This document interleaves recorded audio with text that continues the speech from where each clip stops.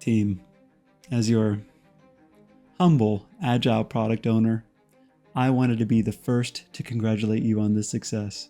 Thanks to our extensive PI planning in January, where we mapped out everything we were going to do for the year before we knew anything about what it had in store for us, and thanks to your very expert t-shirt sizing of every aspect of this video, we took our promise to our customers to deliver a 10,000 sub celebratory Master of None course in Q1. And deliver it, we did. In Q3, several months delayed, and not a single aspect has been retained from anything we had initially planned. Give yourselves a round of applause.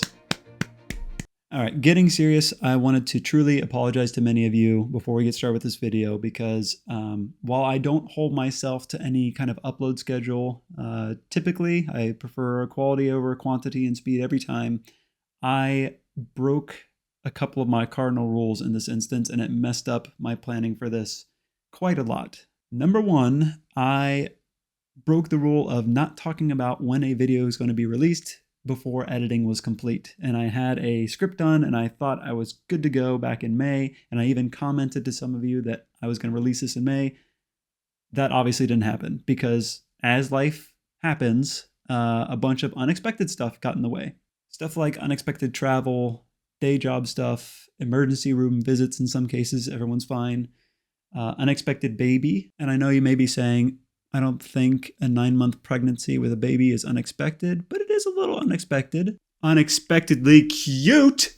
I love you! Anyway, life happens, not a surprise. I will forevermore keep my mouth shut when it comes to talking about when content is coming until I know for certain. And that's why I've shut up over the last several weeks, because I didn't want to say anything else until this video was ready to go. Number 2 rule I broke. This was supposed to be a super simple video because I had the whole outline already pretty much done, and then I started second guessing myself, and I talked to a bunch of colleagues who are in the malware analysis realm, and I asked them what would their ideal malware lab look like instead of sticking to my original plan, which was just to create the one that I've been using and just update it a little bit.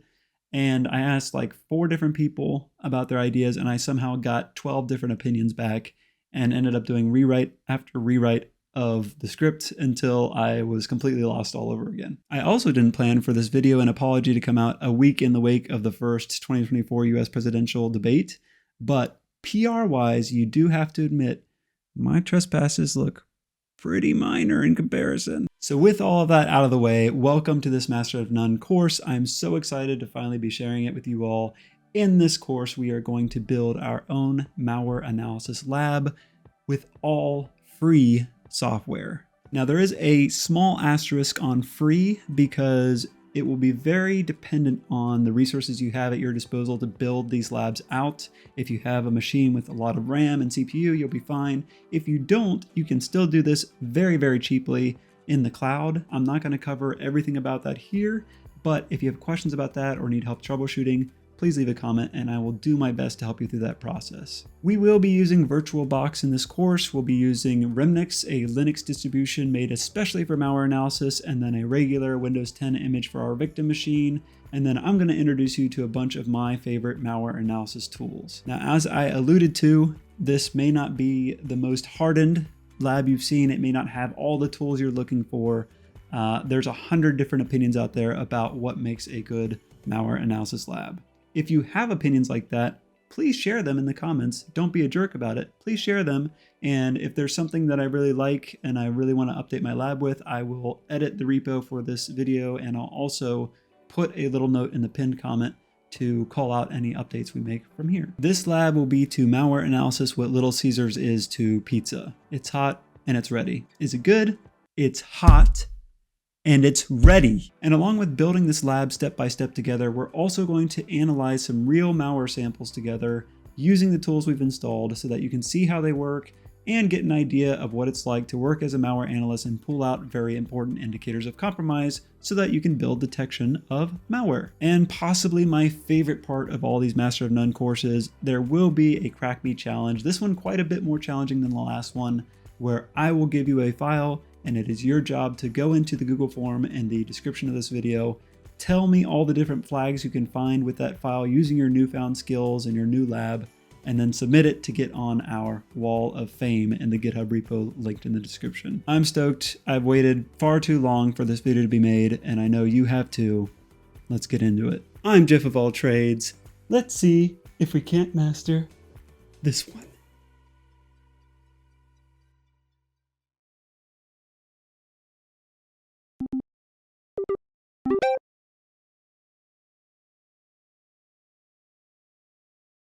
As always, a few important notes before we get started. Some things you'll need to know to get the most out of this course.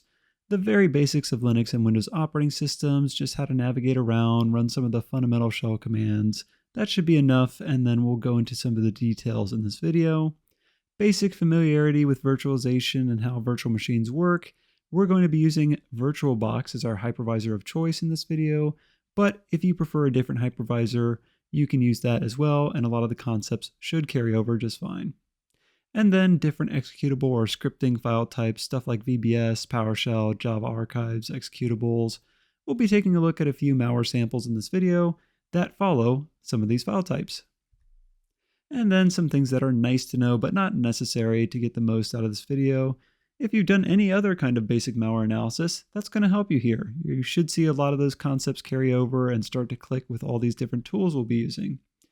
Networking protocols will certainly come in handy when we talk about capturing network traffic, scripting and programming as well as we talk through some of those tools, although we won't be writing or programming anything ourselves except for a very small script in this video, which I'll include in the GitHub repo so you don't have to do anything. And then how to apply these concepts to other hypervisors as we talked about, or the cloud. I alluded to this in the intro earlier, but I am on a machine that has enough resources to run these virtual machines. If you do not have that same luxury, you can carry these concepts over into some cloud instances for very cheap. And if you need help with that, please leave a comment, and I won't claim to be any sort of cloud guru, but I will help you troubleshoot as much as I can. On that note, if you have additions or feedback on this lab setup, please leave a comment, and if you give me something cool that I can add, I will certainly make that change to the repo, and I'll also update the pinned comment for this video. Speaking of, check out that pinned comment for any updates like that, or any corrections because I often make mistakes. Leave feedback and any questions on here as a comment. Feel free to reach out to me on Mastodon or Reddit or GitHub. And as always, please like and subscribe and share if there's someone else you think who would enjoy this content. Thank you so much for being here. Let's get started. I can't tell you how happy I am to finally welcome you to this second entry in our Master of None course series, which I'm dubbing Sandbox in a Box. The reason for that is throughout this course, you and I are going to build step by step a free malware analysis environment where we can analyze malware statically, meaning we don't run the malware, but we examine it with a bunch of tools and try to figure out what it's trying to do and maybe build some detection signatures. And it's also going to be a place where we can do some dynamic analysis, meaning we're actually going to run the malware in a controlled environment, monitor it, and pull out all of its secrets, hopefully. And the sandbox, or the in a box part of this, sandbox in a box, I should say, is that by the end of this, when we build all of our lab virtual environments up, you'll be able to export them out into something like a thumb drive or a portable drive, and you can take this lab wherever you want. We'll snapshot it so you can load it right up to a clean image and use it over and over again, just as I have for the past 7 years, not only for these video series, but for real incident responses and other malware analysis scenarios. I really hope you enjoy it because I've been buzzing about this video. I've had it in my head for months and I'm so ready to get started. So let's do just that. I'm going to pull over my many tabs here in Firefox, and we're going to start by downloading VirtualBox. Now I will say I've already downloaded all of these things, so I have them all staged, and don't worry about trying to follow along with my mess of tabs. I'm going to build you a document which will be in the GitHub repo for this video series. It'll be linked in the description of each part of this course if I decide to break it up into parts, and it will have all the tools we're going to be working with, where to download them, and all their documentation as well. So with that, like I alluded to in the intro and the notes, we will be using VirtualBox throughout this video. You don't have to use VirtualBox if you prefer a different hypervisor like VMware or something else. And if you do not have the luxury of having a heavily resourced machine to run these VMs on, like I said, you can replicate what we're going to do in the cloud. If you need help with that, leave a comment and I can try to help you troubleshoot as much as I can, but I'm not going to promise that I'll be a cloud guru for every platform and be able to tell you exactly how to configure everything. But I will say most of these concepts are fairly straightforward, that they should carry over to whatever hypervisor or cloud platform that you decide to use. For us, that's going to be VirtualBox. So if you have VirtualBox ready to go, you should install it and open it and see a screen that looks like this. Now, a little note for our folks who are building this or installing it on Mac. I have heard from friends using the M3 chips that the current build, or I can't remember if it's a test or dev build or both, I think both. Currently for the M3 chips, I think this is the only build that's working fairly well. I know others have had, yeah, here we go, right here. Actually, they mention it, they call it out. Others have had issues running on Mac, so just be aware of that.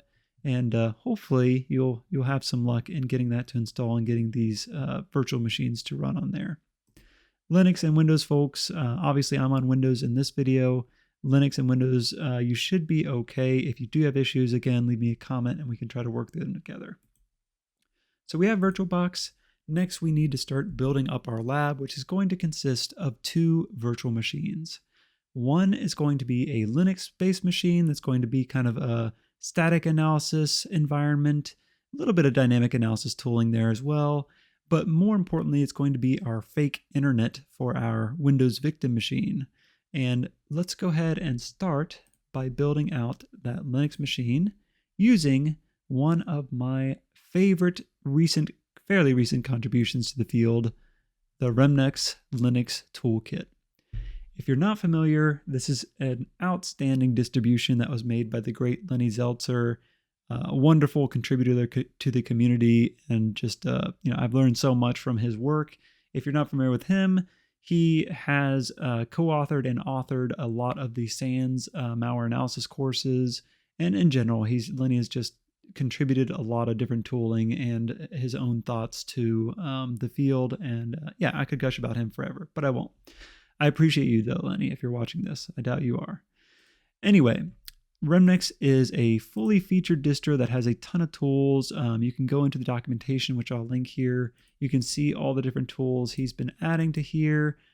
Oh my gosh, every time I come back to here, when there's a new release, I get so excited to walk through and see what's been added. So you get stuff like Ghidra, which we've used before in other videos, but you get just a plethora of so many scripts from the community, all of these free and open source.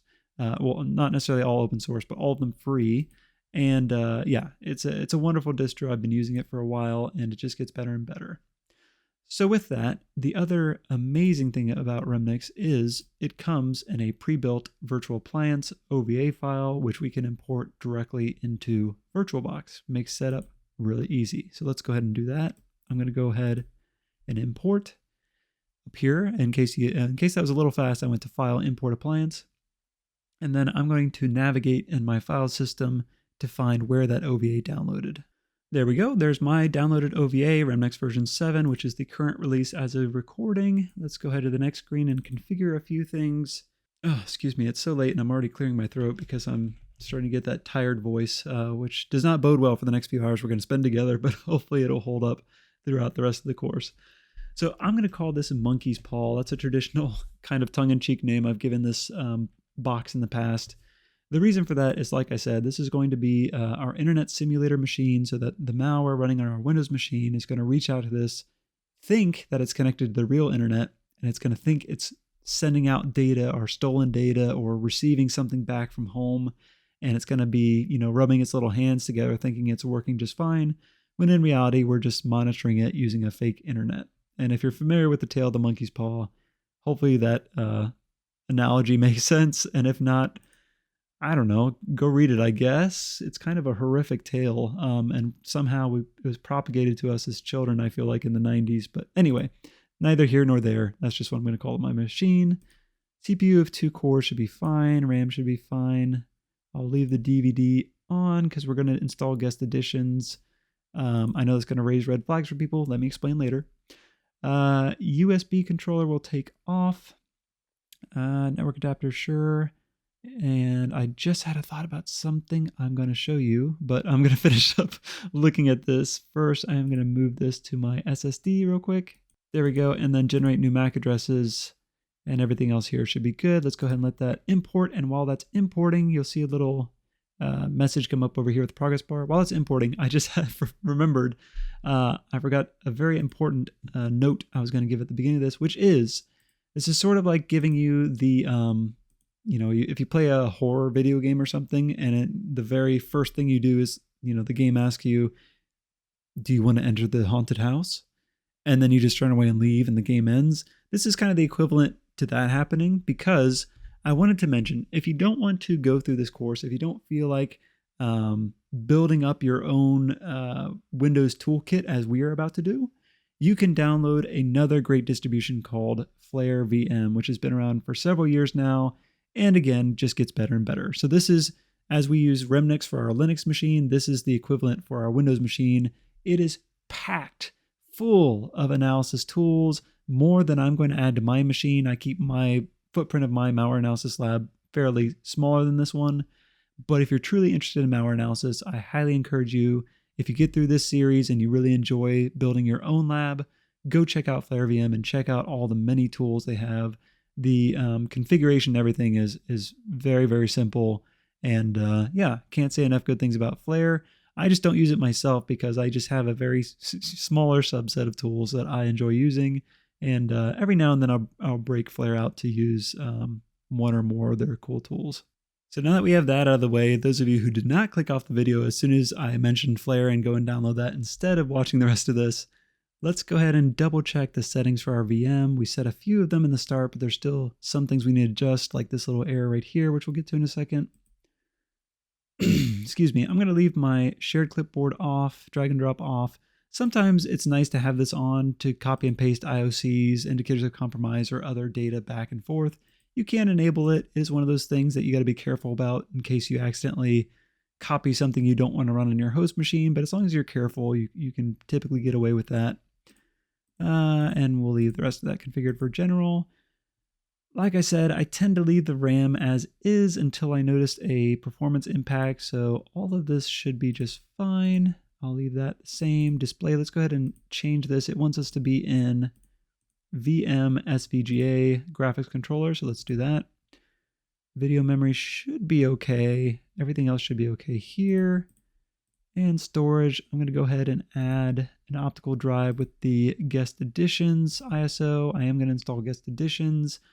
I know this is one of those things that people harp on. Oh, you shouldn't install guest editions because the malware is going to know it's in a virtual environment. Like I said, I've been using this environment for 7 years. That's never been a hindrance for me, and I really enjoy the extra features that come with guest editions. So I'm going to go ahead and put it on there, and I'll show you how to install it in a little bit. You can make the choice if you want to not install it. You'll just lose out on a few of the kind of nice to have quality of life features in VirtualBox. All right, everything else on here is good. I am going to leave my network as NAT for now, network address translation, that is. So basically our virtual machine is going to use our actual host machine as a proxy and go out to the internet. Eventually, we're going to restrict this down to an isolated environment that doesn't have access to the host or the real internet. But when we're first getting set up and we're going to run updates and such like that, download some tools, we will leave that connected to the internet, and I'll show you later on how to reconnect it once we set up that virtual network environment so that you can apply those updates periodically and snapshot your virtual machine. I'm also going to enable shared folders. So this is one way to transfer malware between your host machine and your virtual machines. Again, somewhat controversial depending on who you ask. Some people do not like the idea of shared machine or shared folders because you're sharing some aspect of your environment between your host machine and your virtual machine. And I get that because there are fears of maybe less likely the malware escaping the virtual machine, because that has happened in the past, but typically only in very specific circumstances that get patched very quickly. More importantly, though, if you're analyzing something like ransomware, which we'll take a look at later, you may run the risk of encrypting accidentally or exposing what you have in that shared folder to your malware. So we'll be careful with that, but I tend to use shared folders because they're just very easy to use. If you don't want to use shared folders, you can set up like a small, very simple FTP connection between your host machine and your virtual machine, which has been written about in many malware analysis blogs if you go Google ways to transfer your malware between host and virtual machine. Anyway, like I said, I'm going to be using shared folders, and I'll show you how to use those once we get inside the virtual machine. And we should be ready to do just that. Let's go ahead and boot her up. All right, if everything went well, you should be seeing a screen like this. It will have logged you in with a default username of Remnux and the password malware, all lowercase. And I know this resolution is not nice to look at, so let's pop open a file explorer, go to our inserted guest edition CD, and go ahead and open this in a terminal. And then we'll run VBox guest, what is it called? VBox Linux editions.run. And we do need to run that with sudo. So let's do that. Sudo bang bang. We'll run the last command with sudo privileges. So let's do that. And that will install our guest editions, which will fix this so that it auto sizes to our native desktop or native monitor resolution. And it will add support for a lot of other nice features, which I won't get into here, but you can read all about them on the VirtualBox website. I'm just going to wait for this to finish, and then I'll probably restart my machine and then take out the VirtualBox Guest Editions disk. All right, I actually didn't even have to restart for that to work. It worked right off the bat, and my resolution is fixed. The next thing is right here, making sure we have access to our shared folder, which right now we do not because we don't have the permissions necessary. Well, what does that mean? It just means that we need to run this command, which let me blow up my terminal here a little bit. All right, that's probably too closely zoomed in, but we'll zoom out later if we need to. So to access our VirtualBox shared folder, we need to add ourselves to a special group called VBoxSF. To do that, sudo add user, Remnux in this case, because that's our username, to VBoxSF. And I don't remember if we have to restart for that. Let's go ahead and check just by going to our Explorer, bounce back and forth. Okay, we might need to either restart or log in. I'm going to go ahead and do a full restart with guest editions and everything being installed. Even though it looks like it's working just fine, I just would prefer to do a full restart. So I'll see you in just a second when we get back after that restart. All right, restarted back in. Let's go to Files, Shared Folder, and look at that. We can see all the files I have staged there, and let's go ahead and right-click and add that as a bookmark just so it stays right there. I think it really honestly just stays pinned there anyway, and we're going to snapshot this, so either way, but I'll go ahead and bookmark it just to have it in quick access there. So next, we're going to, like I said, stay connected to the internet because I want to show you a couple of features that you'll need internet access for. The first of which is actually updating and upgrading your Remnux build. So Lenny has blessed us with two very simple commands to update or upgrade your Remnux distribution, and it's simply sudo remnux upgrade or sudo remnux update. Now the difference is that, if I remember correctly, upgrade is going to install new tools in addition to updating all your existing tools, and then the update command is only going to update the existing tools. It's not going to install anything new. So let's go ahead and run that for the first time here to make sure we get all latest and greatest. I'm going to do the upgrade command. And wouldn't you know it, we have some DNS issues. So to fix that issue, there's a couple things we need to do. First of all, my interface was down, so I just ran this command to bring that interface right here up. And now it is looking good, but there's not an IP assigned and there's no name server. So this is a nice segue to something we'll discuss in more detail later, but using NetPlan to set up our networking for this machine. What we want to do is, oops, I forgot to put my actual vim command there. Take a look at netplan, etc netplan, and then the only file that should be in there is a netconfig.yaml. And we want to put our interface name here, which honestly, I already forgot what the ordering was. Let's see, and let me blow this up again. Sorry about that. I just realized when I restarted, it got rid of my nice zoom. All right, and we are looking at this interface. So let's go ahead and specify that.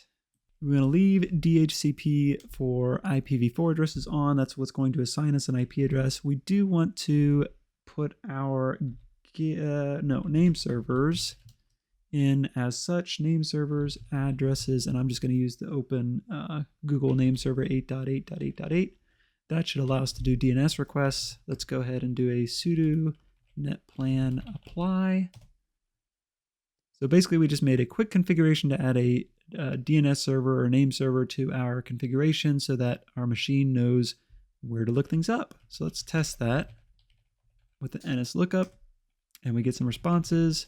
Let's go ahead and run our Remnux upgrade command again and see if we have any luck. Well, first of all, let's verify.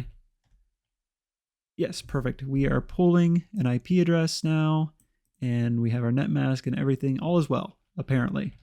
Seemingly. Let's find out if that's true by running upgrade again. There we go. Everything's downloading. We are going to wait for this to finish up, and then we'll move on. Actually, I think we can work simultaneously to that running. I don't think it'll bother anything. So let's go ahead and pull over some of the tooling that I've staged up here for our Remnux machine. It'll be in the staging folder, and there are only a couple of additional tools since there's so many already packed into Remnux that I want to bring over. One of those is bytecode viewer, which we'll get into a little later, but it's a wonderful Java decompilation tool. And like I said, I don't want to spoil too much, so I'm just going to drop this in our home directory, as well as, let's see, I want this little script, which I wrote, and I will put that into the GitHub repo. I'll show it to you in just a moment here, but this will basically parse hashes for any file you throw at it, including the MD5 hash, the SHA-1 hash. Actually, I'm already talking about it. Let's go look at it. Let me pull it over here. Let me zoom in a little bit in my VS Code window. And it's very simple, straightforward script if you're familiar with Bash. Basically what we're going to do is just echo the file name that we're running for every file we pass this, and I'll show you an example that's run here. We're going to calculate the MD5 hash, the SHA-1 hash, the SHA-256 hash, the SSDeep or fuzzy hash of that file, and the import hash of that file. So if you're not familiar, hashes can be very useful in at least some very shallow detection of binaries and other files. Shallow meaning that hashes can change. If you change any byte of a file, any piece of a file, the hash will change.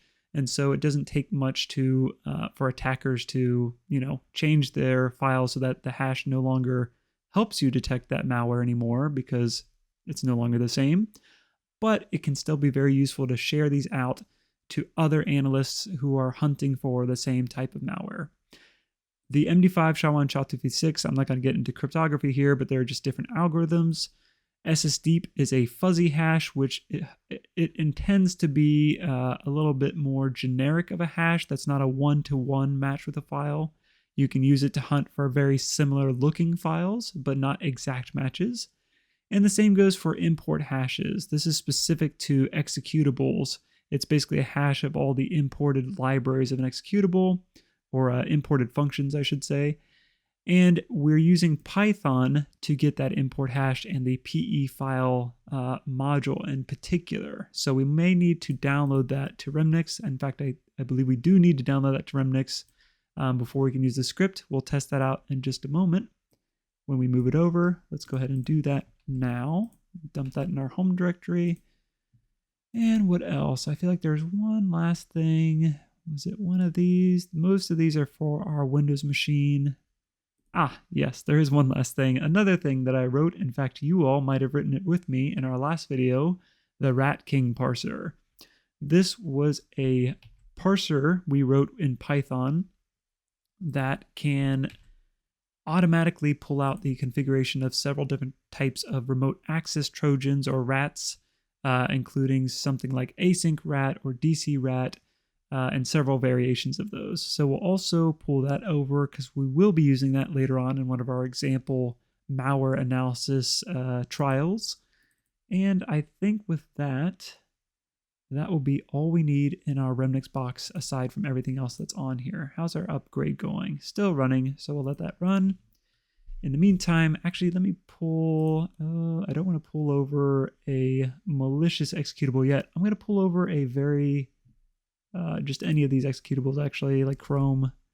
to downloads just to demonstrate the parse hashes script, and it will also be a good test to see if we have the right Python libraries or modules installed to use it. So let's run parse hashes on Chrome standalone, and it has spit out the MD5, SHA-1, SHA-256, and SSDeep, but not the import hash of the Chrome standalone executable or setup executable. So what that means, or what that tells me, is that if you look at the script, it will not print the import hash if it has any type of exception raised. So that exception could be that the file's not an executable and it doesn't have any imports, or it could be, like in this case, that PE file is not installed. And it's my fault for not having a very verbose error message to tell you which one. But we can assume that since it didn't work on a regular executable, we probably need to install PE file module. So to do that, we'll run python and pip install PE file. Oops, except this is Remnux and I need to use Python 3 because Python 3 is installed by default. So it looks like that is running. The other thing I might have to fix actually is, oh, I see exactly what I've done. I've left out a very important piece of this script, which is actually getting the proper Python version. All right, sorry about that. I just realized when I must have had a copy and paste error because the version of this script that I just flashed up to you left out a very important piece, which was determining which Python command to run. So this little block up here will determine which of the commands of either Python 3 or Python to run, and then it will pass the code right here to that Python instance down here so that we can get the import hash. So now that that's ready, I did actually try to install a PE file, and I discovered it's already installed. So the other thing that was wrong is I didn't specify which Python I wanted. So let's try this again. Oops, there we go. And we should get an import hash this time, and it must be a large executable because it took a little bit, but we did get it. This is the import hash right there. It is the same length, you'll notice, as an MD5 hash, so you do have to be careful to differentiate which one is which. The import hash will always be with this script on the very bottom. All right, we are still upgrading over here, so let's go ahead and talk through some other topics on Remnux while that finishes. For our next trick, let's go ahead and get the dependencies for RAT King Parser installed. To do that, we can run python 3 tacm pip install tac-r requirements.txt and let that run. It's just a warning though, so I think we'll be okay. Let's try to run it. Yeah, okay, we're okay. I don't know, I don't know what that's about. I don't really care to know as long as it's not impacting our ability to run this file, but if you're interested and you want to let me know, please do. It doesn't look like it's impacted us too much though. I'm not going to get into RAT King Parser aside from showing it off later when we examine a particular rat, which we'll use our lab to analyze later, which will be really fun. But if you're interested, we literally had a whole video dedicated to it, and I did an extensive addendum to it even after that video was published, so you can go check out the GitHub repo for it in my GitHub if you're truly interested. All right, while our upgrade continues to chug along in the background, let's go ahead and set up our INetSim, our Internet Simulator environment. So I'm kind of skipping ahead here because we're waiting on that upgrading to finish before I actually cut off the internet and configure INetSim fully. But we can go ahead and work on this configuration file because this is going to configure exactly how our fake network is going to work. Now, there are several different options within INetSim, and in fact, you don't have to use INetSim. There's another great tool suite called FakeNet that you can use. I believe that's what Flare uses as well. I prefer INetSim just because I'm familiar with it. I've used it for a long time, and it's very easy to configure once you get used to all of the different options available. Let's go through this right now. So first of all, you'll see that there are several different network protocols here. I'm going to uncomment every single one of these because I want it to run everything, because just in case malware reaches out to something, I want it to be ready to go. So we'll uncomment all these lines. There's probably a cool Vim shortcut to do this. that I'm just completely skipping out and angering many, many people with by doing that, what I just did, but that's fine. First thing we're going to do is change this bind address, which is going to be the IP address that this whole INetSim service is bound to 10.10.10.3. Why 10.10.10.3? That's the static IP I'm going to assign to this machine later on. Not quite yet, because I'm still using the internet access that I have on this machine, but later on we'll assign it an IP of 10.10.10.3, and we're going to see that IP used a lot. All right, next I'm going to uncomment this DNS default IP and change that to the same IP, 10.10.10.3, and that'll make sure that any DNS requests are routed back to this same IP address. And the last thing we're going to change for our purposes is the HTTPS bind port from 443, the default, to 8443. Why are we doing this? Well, INetSim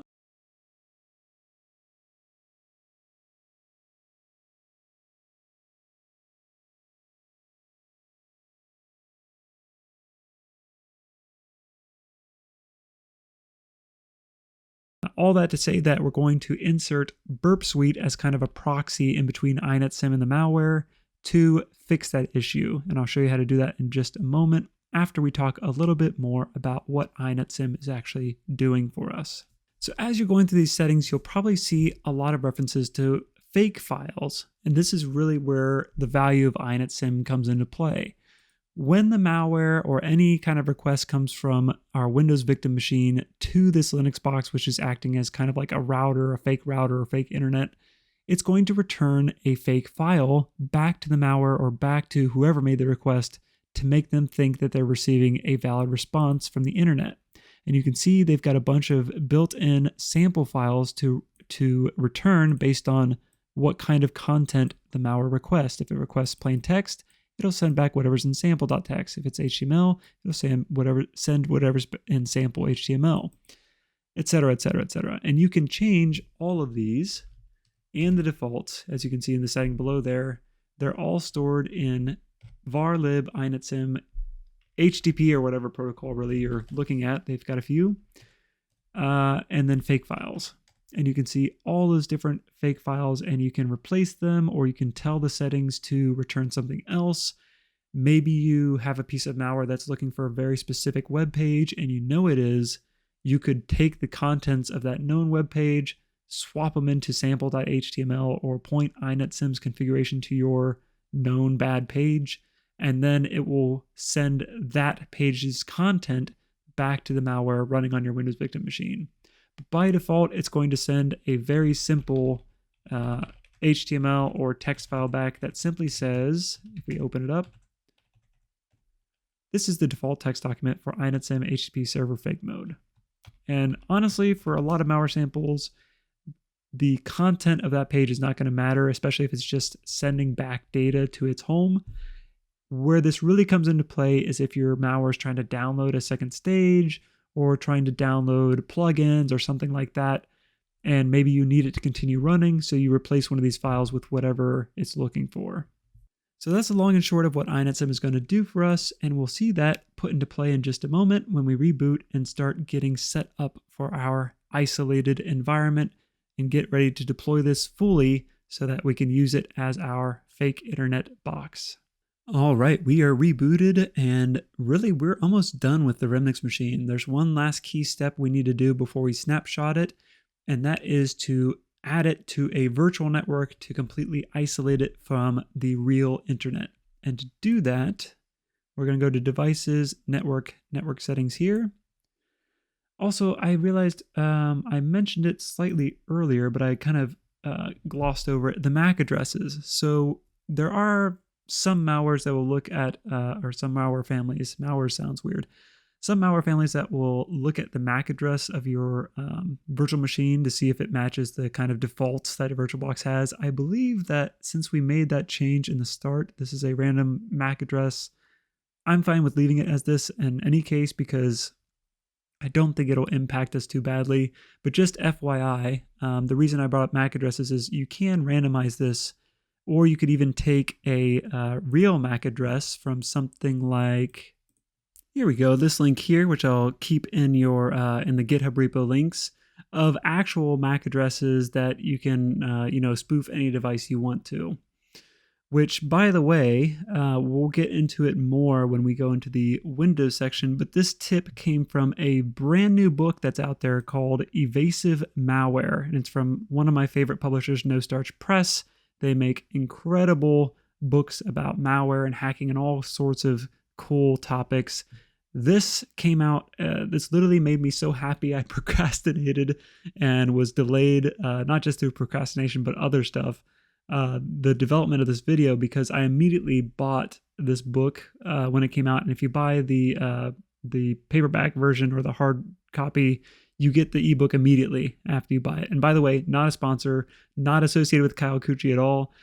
Kyle is an analyst at Proofpoint currently, and I've heard great things about his work. I had not heard of him before, but I immediately bought this book once I saw it because I wanted to see his thoughts on a malware lab, and I'm happy to say that many of them align with my own learnings over the years. But just a quick shout out to this book. I've loved reading the few sections I have so far, and I can't wait to get my hard copy so I can read the rest of it. But it was his tip that led me to this list here, and he's also got a couple of tools which we'll talk about in a little bit for our Windows machine, but that's neither here nor there for now. I just wanted to show you that you can change your MAC address to one of these legit ones if you need to. There's a very long list here. I'm going to leave mine the same. Like I said, our real point here is to change this to internal network.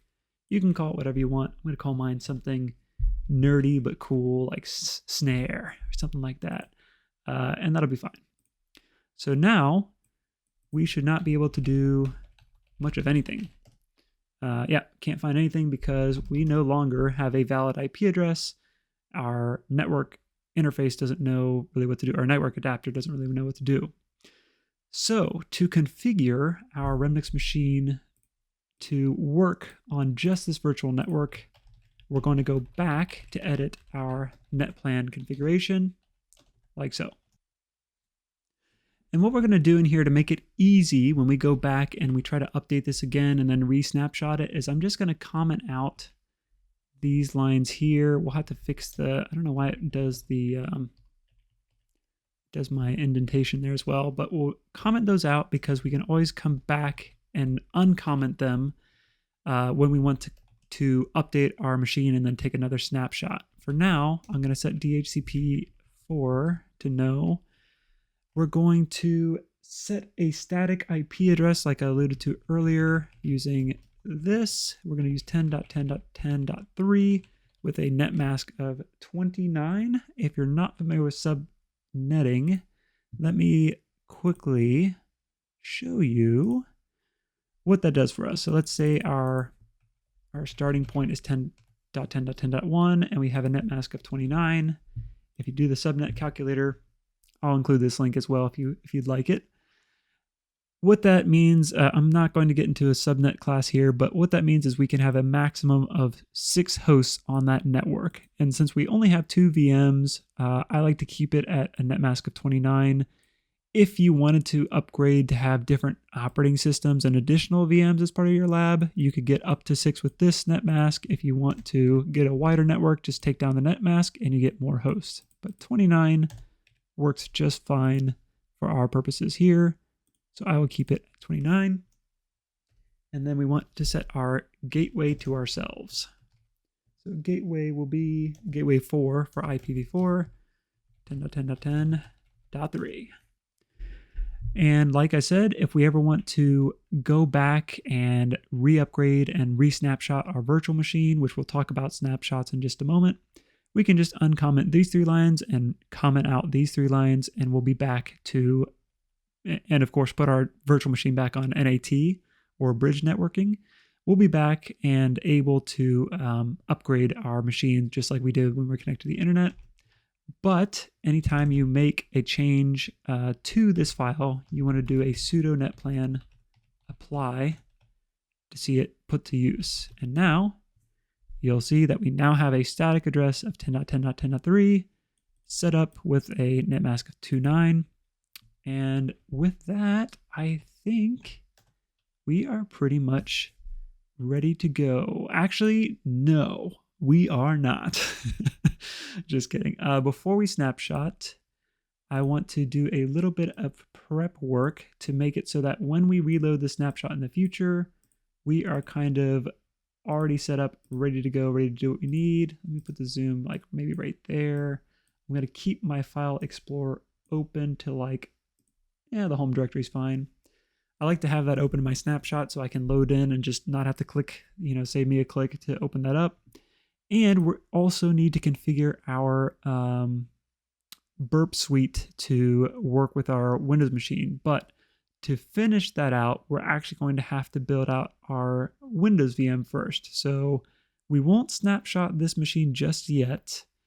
We have done a lot of configuration. If you're a little bit more wary than I am when it comes to configuration, you can always take snapshots along the way by going to machine, take snapshot, and just taking them more and more. You can always delete them and merge them if you need to. If you're not familiar with what I'm talking about when it comes to snapshots, this is really the beauty of using virtual machines in this lab. You can take what's called a snapshot of your virtual machine, and let's say you run a bunch of malware in your VM and it's all dirtied now. It's got a bunch of artifacts everywhere and it's not even close to what you configured it as.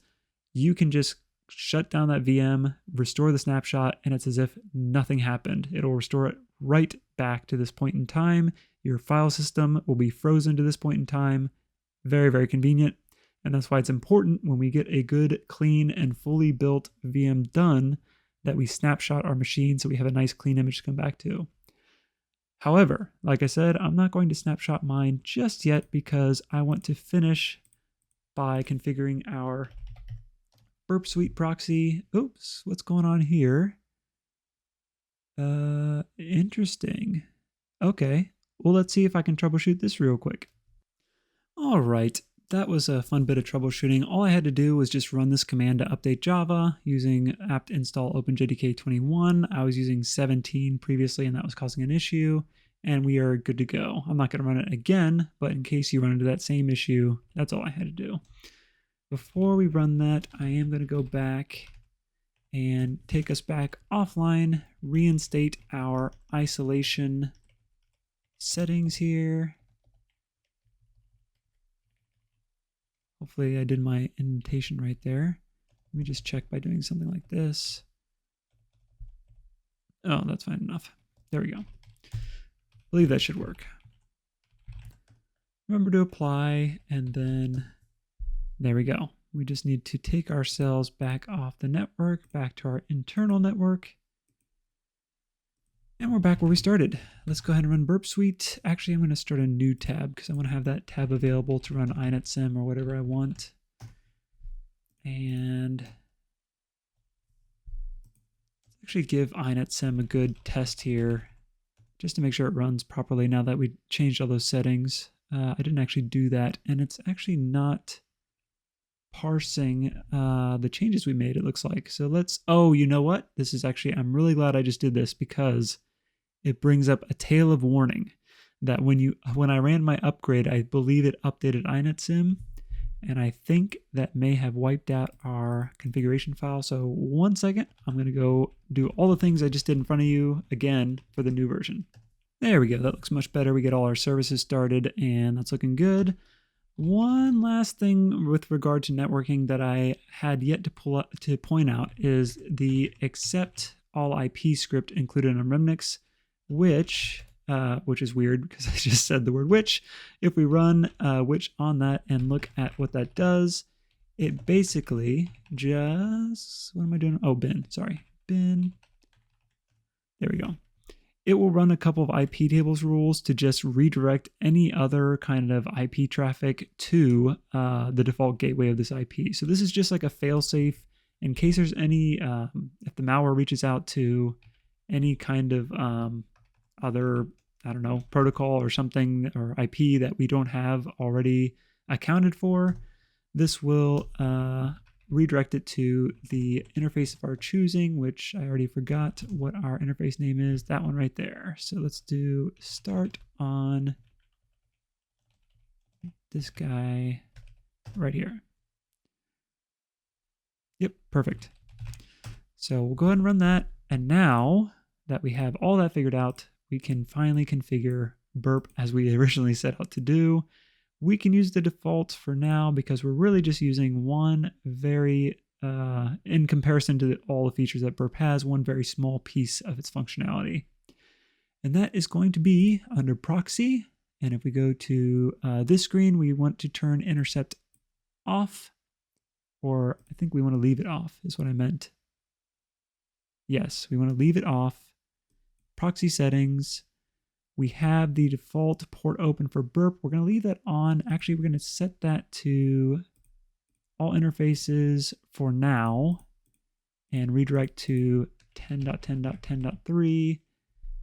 8080 is fine for that. And that's just going to be temporary. Oh, you know what? It's probably not going to start it because there's something running there, although that should work just fine. That's temporary because what we're going to do is download the certificate from burp on our Windows client, our Windows victim machine. And that's going to allow us to start looking at HTTPS traffic on Remnux using INetSim. So we'll explore that. I'm not going to get too deep into it now, but that's all that we're doing is leaving that open so that we can access that certificate on our Windows machine.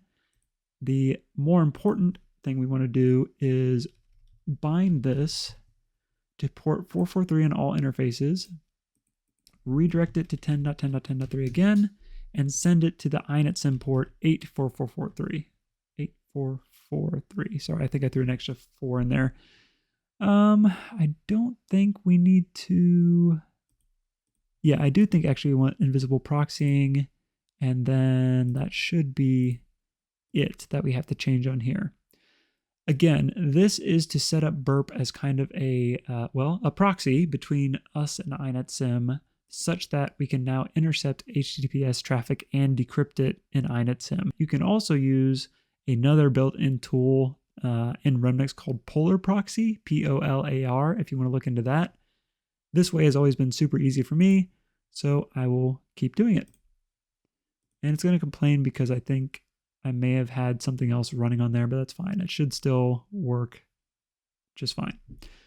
And that is as far as we can get configured on this machine. What I'm going to do now is open up this again just so I have it available when I reset my snapshot, because we are finally ready with all of this configuration done to take a snapshot and have a clean image of our Remnux environment.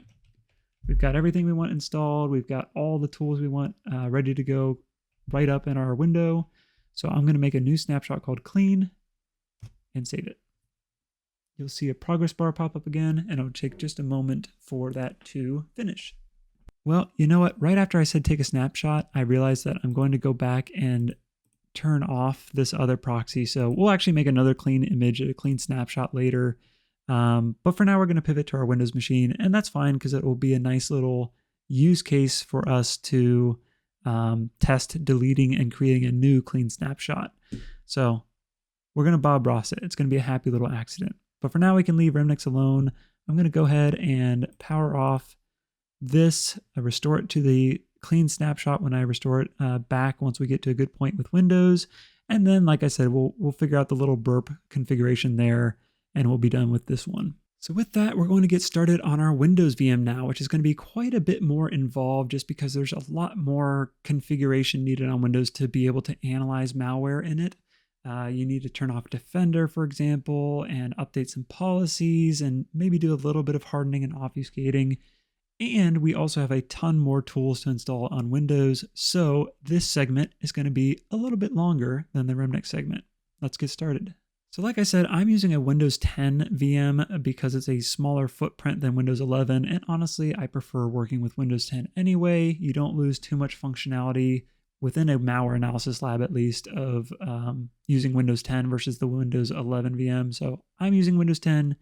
You can use whatever you want. The configuration might be a little bit different if you're using a different OS version. All I had to do to get my Windows 10 VM is download this tool, create an ISO file, which you do just by running through the prompts that it gives you. And then we can do instead of an import, we're going to do a new machine. Here we go. It's under the machine settings, new, And then we are going to load my ISO. 1 second. Okay, I'm going to call this guy Open Window, which again is just a tongue-in-cheek name that I have because it's going to be our malware open window to the analysis lab. Other than that, I've loaded in my created Windows ISO and I'm putting it on my SSD hard drive to make sure it runs pretty performantly. And yes, we want unintended installation, should be fine for what we're doing. Let's go ahead and set up a different username than default because that's another thing that malware sometimes clue in on. There's also, by the way, a script by Kyle, who wrote that book I was talking about earlier, that will do this for you. It's called Hostname Changer, and it will actually change your username, computer name, domain name, all that good stuff for you via a PowerShell script. I think we can accomplish the same thing using just this menu, so let's do that. I'll just come up with a quick username and password here. All right, there we go. We'll go ahead and install guest additions. Let's go ahead and run that and see how that works. Ooh, we're gonna need more memory because Windows is a memory hog. This is probably like the baseline you need. I'm gonna bump up to 8 gigs and see how that works, especially with the malware. I'm almost tempted to go higher because I can. I'm gonna go to 10 actually. Let's go to around 10 gigs. And if that's too much, we'll tamp it down. Again, do what your machine can afford. I'd rather go above on this one just because I know Windows can be a hog sometimes. 2 CPU processors is fine. Hard disk is fine. Let's bump this up to 60. Not for any particular reason other than just make it non-default. And yeah, I think that'll be it, honestly. Let's go ahead and finish that up. This one, once we get it powered up and configured, we actually won't need... I say that. I don't believe we'll need internet access on this one at all. We'll at least try it without internet access and go ahead and place it on our, well, you know what? Before I put my foot in my mouth, let me finish going through the setup and then we'll convert it over to the internal network because I think I've got everything downloaded for offline installers anyway. Oh, well, that's no good. Hopefully that's not a showstopper. All right, I had to redo my install real quick. Also, I realized that I was a little bit off from 10 gigabytes, so my OCD may be corrected to what's approximately 10 gigabytes, and we'll change this to 60 again. So, with this, I'm going to let it import. I'm not going to, oh, it's going to power up by itself. Close that. Don't let it power up yet, because I am reading online that there might be a solution to this product key snafu, and that is, let's go ahead and go into our VM folder and see if it is here. Let me check out this file. I'm going to do this on my other monitor until I'm sure this is what I want. So this is in my VM folder right before we install. These unattended files look up, and there should be a section in here that has, maybe I should just, yeah, product key right here. Let's just leave this blank and see what happens. Is that all I have to do?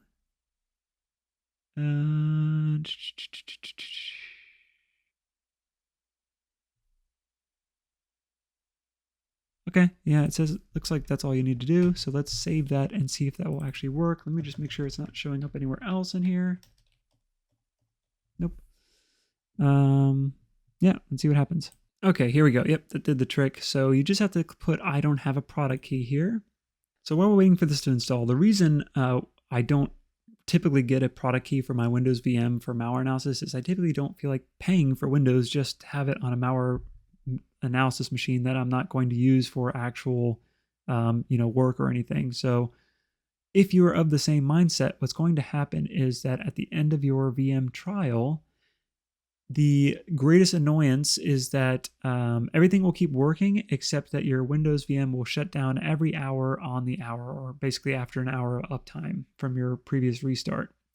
So what I typically do is I'll just restart it and snapshot my clean VM snapshot at the top of that hour, And then I know I have an hour to do my work in Snapshot or save or do whatever I need to do before my VM shuts down. And it will give you a warning shortly before your VM shuts down every time. So yeah, I've never found a reason to buy a product key for Windows unless unless I really want a copy of legit Office on here or something like that. But again, for this video, we're doing everything free. So I'm going to show you how to do that. Just keep in mind that if you don't buy a product key, which again, I never have, you'll get that shutdown happening once you're past your trial, which I can't remember how many days it is. I think it's like 45 something days of trial. And you can even extend it by using the rearm command, I think.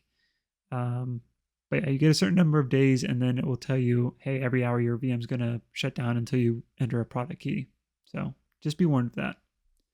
We are just about wrapped up with this installation, and then we'll get to work with the minor amount of hardening / prepping we need to do for Windows before we turn it into a victim machine. And then we'll be ready to look at some actual malware with these guys.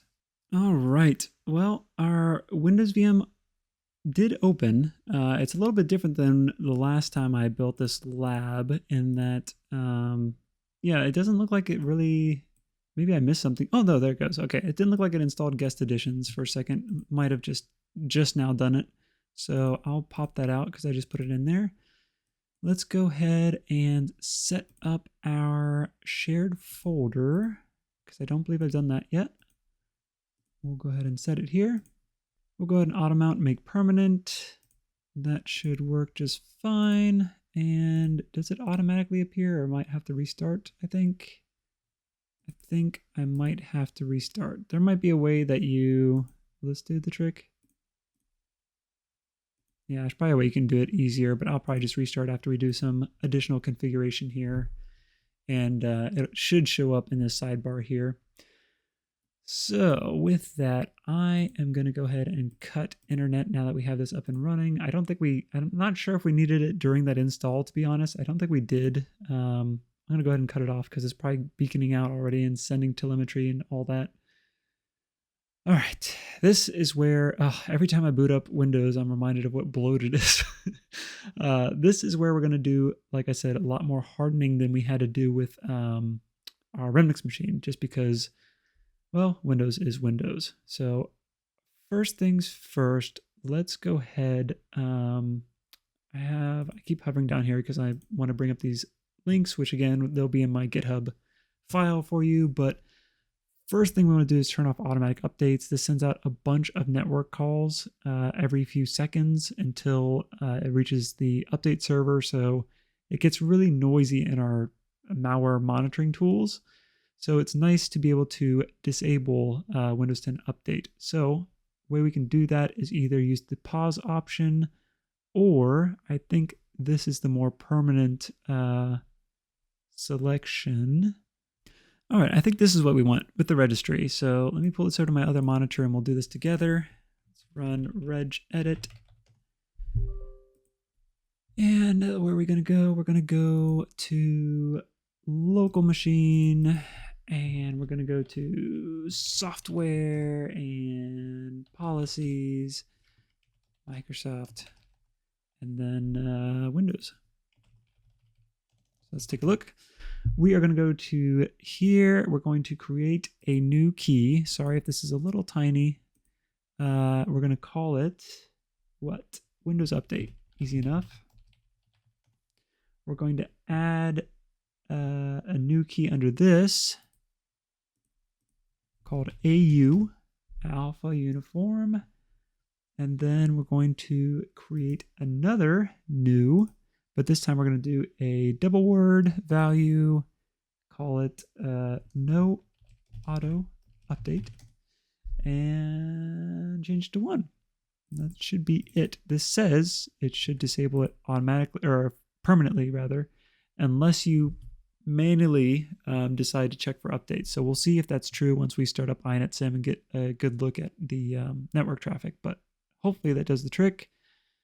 Next is Defender, and there are a couple of articles actually linked again by Kyle about disabling Defender, but there's actually a a couple things I want to try before we do that. So first of all, before we run this, I want to introduce you to pafish or paranoid fish. And actually, I can't do that until I get my shared folder. So let me restart after making that first initial update, disabling. And then I want to show you what paranoid fish is all about. It's basically just a quick tool to check to see how cloaked your virtual machine is. So basically, when the malware goes to check if it's running in a sandbox or in a virtual environment, it'll go through and do a bunch of different queries against the registry and file system and hardware. And there are a lot of different ways it can tell it's running in a virtual machine. Very few of malware samples I've ever seen have been like, how do I want to say this? There's been very few instances where I've not been able to work around those detections anyway in like a debugger or something. But it is nice to have this tool, pafish or paranoid fish, to run and show you exactly how to fix or where to look to fix those issues. So we see my shared folders now here on restart. I'm going to pin that to quick access, so it's always up here. I really don't need anything else here. Can I take some of these off? I guess I'll just leave them. Let me go ahead and run pafish. I'm not going to copy it over actually because I won't need it later. I do need to, I guess I will pull it over to downloads just to run it from the command line. We'll pin this to the taskbar as well. So let's go to downloads, pafish 64. And actually, I just realized I think I need to run that as an administrator. Let me go ahead and run this as admin. Go away. Go away. Hold on. Hold on. Nope. Stop, please. There we go. Let's get back to where we were. And let's, it's not documents, but downloads. And let's run it again. Nope. Nope. Nope. Nope. Cut. Cut. Cut. Just kidding. I'm not actually cutting, but I did not mean to do that. I want to do that. So it's going to run in the background, it looks like. And so if you get these green OKs, it's like, all right, I did not detect you're running in a virtual machine, but you can see it traced us using stuff like the CPU ID, hypervisor vendor, CPU timestamp counters, all these neat little tricks, maybe not so neat little tricks that malware uses to detect that it's running in a sandbox. So what I'm going to do is when this is done, I'm going to take a snapshot, and then I have a script that Kyle made that is supposed to cloak a lot of this stuff. And we'll see what the difference is. It doesn't fix everything, but this is a great tool to use if you are really hardcore about hardening. You can use this to test how hidden you are from malware. And look, there's a lot of red here, so we'll see how this shakes out. Oh, it is finished. Okay, I wasn't sure if it was finished or not. I'm going to take a quick screenshot of just this segment here so we can compare when we run it again. Whoops, that didn't work. Let me try again. I've covered up a bit of it, but that should work just fine. And I am going to download Kyle's script here. It's called VBoxCloak. And I think I actually might have it. Is it in my shared folder already? It is. So let's go ahead and run this with PowerShell. Right-click PowerShell. And we'll see what happens. Nothing. Okay, let me make sure it didn't just crash by actually opening up ISE, which is, if you haven't used that before, it's like a integrated environment for PowerShell. You can write and run scripts from in here. It's very nice. So let's open that up and run it. And yes. So we need, this is actually important for our malware analysis later too. Let's run PowerShell with admin. And we're going to run the command set, well, let's wait for it to load. Set execution policy unrestricted. And yes. So this allows us to run any script we want. It might warn you still if there's like an unsigned script, but this will allow us to run PowerShell scripts. Let's try this again. And let's see. I don't think we ran that as an admin. So let's try that again, but with feeling. I mean, with admin. Let's open up PowerShell, run as admin, drag this over, and see if it runs. Did that work? I don't think that worked. I'm gonna have to run it from that folder. So let's do this. Let's copy this over to downloads as well. And go back there. Lab user downloads and try again.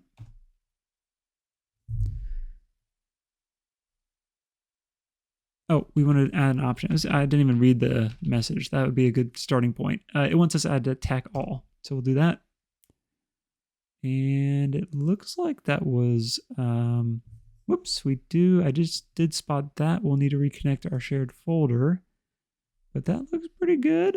I'm also not sure if we need to run this on every reload. I didn't read too far into it, so we'll see how that works. But let's go ahead and run pafish again and see what happens. It's going to look a little bit different in PowerShell, but we'll see how it goes. For comparison, let me pull up that screenshot. Okay, cool. So I just realized those windows that popped up that I just was like, quit. Those were tests for mouse activity, which I completely missed. I need to read my directions more. And the other thing is these checks are actually checking for 60 gigs or less. And if you remember, we allocated exactly 60 gigs. So I guess if you bump that up even a little bit, that'll pass that test. And there's some other stuff here, like the MAC address. I thought that was a randomized MAC address. Looks like it's actually detecting that that's a fake MAC. So that's another thing we could have changed. Pseudo devices traced. Yeah, still a lot of traces on here, but significantly better than what our first one looked like. So again, I'm not too worried myself about the hardening part because I've not had issues before. If you are, you can use that VBoxCloak script or other tools to get to where you're comfortable. I'm fine with where we're at, but there is one more script I want to use, and that is this guy by Jeremy. I'm probably going to mess up his name, Beaumet, maybe?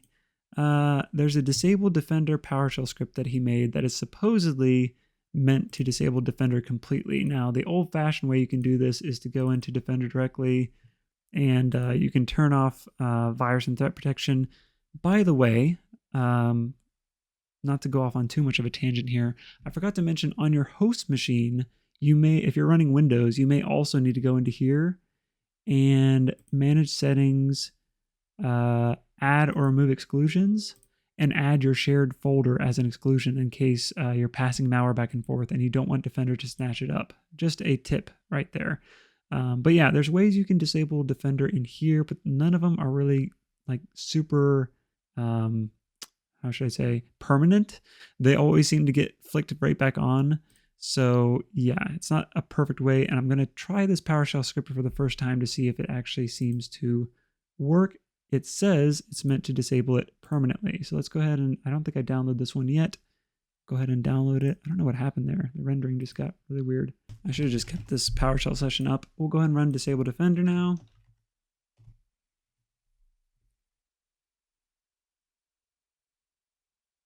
All right, it's going to reboot.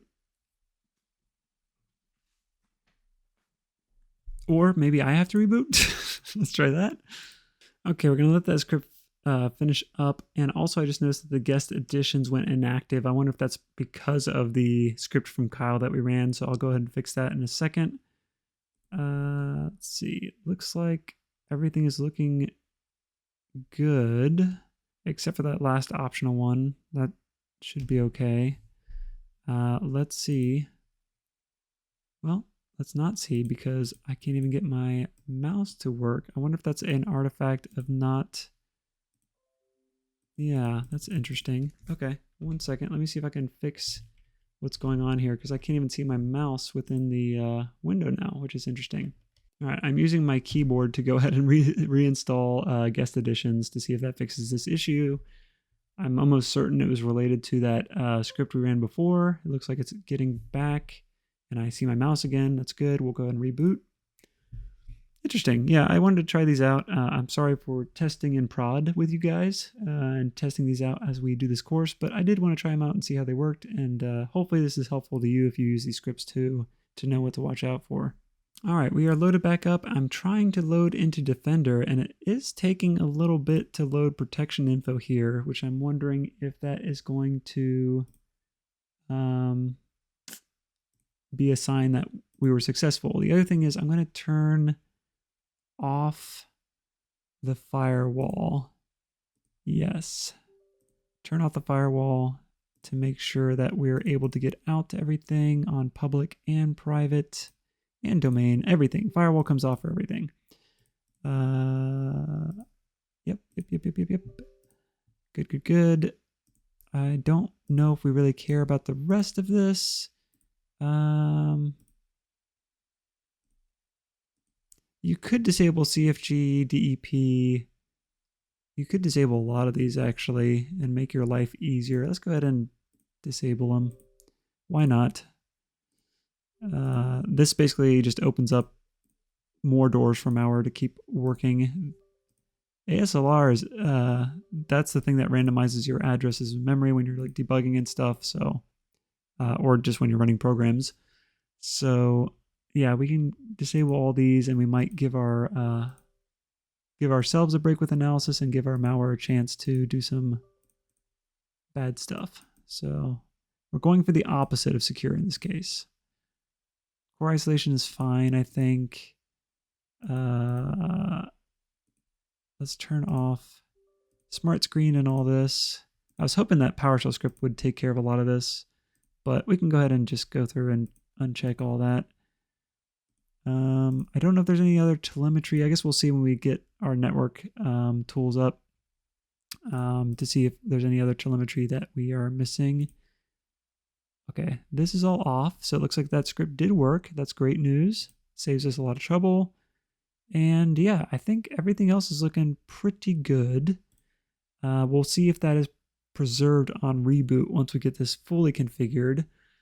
Let's go ahead and get our network configured before we move on to installing all the different tools on our Windows box. And for that, I'm actually not going to work through the settings. I'm going to go to control, old-fashioned control panel, because I find it easier to go through the network settings here. So we're going to go to Network and Internet, Network and Sharing Center, click on Ethernet, and we're going to set up our static IP address by going to Properties, IPv4, Properties, and setting it right here. We're going to call this one 10.10. Oops, 10.10. Hello, what's going on? I must have skipped ahead. Yep, 10.10.10.2. 255, 255, 255, 248. I don't know, that doesn't sound right. See, this is my subnetting is even rusty, so I have to go back to our calculator. And it is 248. Awesome. Okay, I was stuck in my head. So that is equivalent to that /29 we made earlier. Make sure we're on the same subnet. And we're going to set our default gateway to our Remnux box. This is very important. Same thing for the DNS server, Remnux. So now all of our traffic is going to go to Remnux. Let's see. All this should be good as well. Blah, blah, blah, blah, blah. Okay. So we are now supposedly pointing to Remnux as our router to test if everything is working well. And we need to do this anyway because we need to pull down that burp certificate. Let's go ahead and restart our Remnux machine or restore it from the snapshot. And if we did everything correctly, we should now be able to hit burp from Windows. And what I mean by that is if we go to Edge here and type in, get out of here, start without my data. Stop, no. Get out of my face, Edge. Ugh, I hate it. I hate what we have become. All right, 10.10.10.3. And if you remember, we left burp running on port 8080 for access to the actual burp service, which you can check by going right back here under proxy settings. See it right there. We will go ahead and run the, oh, that's the one that failed to start. That's right. Okay, we'll come back to that in a second. back to here. If we hit that page, we are able to hit it, which means our networking is set up perfectly, or at least so far. We can now download the CA certificate from Burp. And again, this is what's going to allow us to, in fact, let's do this. Typically, I wouldn't pull anything over before I do my first clean snapshot. But in this case, I have a little example program here that just makes a very simple fake HTTPS call. Let's see what happens when we run that. Let's go first to our Remnux box, and we need to get this working. I need to figure out why it's not wanting to. Do I have INetSim running somewhere? I may have to do a reboot if it doesn't let me do this, but let me try to run this now. Oh, I see. Okay, you got to run this. You do have to run this as a super user. So let's do this. Let's close this. We're going to take a new snapshot anyway, like I said. Sudo Burpsuite. That's fine. You may experience problems. I have already, and they're my own making. So no biggie. I accept your problems. All right, we're going to do the exact same thing. I might have to reconfigure this, which will just take a second. But for you, it'll be even less than that because I'm going to cut away. All right, we got that put in. It is now working and running. We can now that we have that certificate, we can remove that 8080. We won't need to use that again, at least not in our typical analysis. And we'll leave this one running that is redirecting from 443 to, or actually, let's turn it off for right now because I want to first show you what happens if we're just running INetSim in its vanilla regular configuration. So let's go down here, change this back, run INetSim. And first of all, this will also be a good test to make sure we're connected right. Let's just try to go to google.com.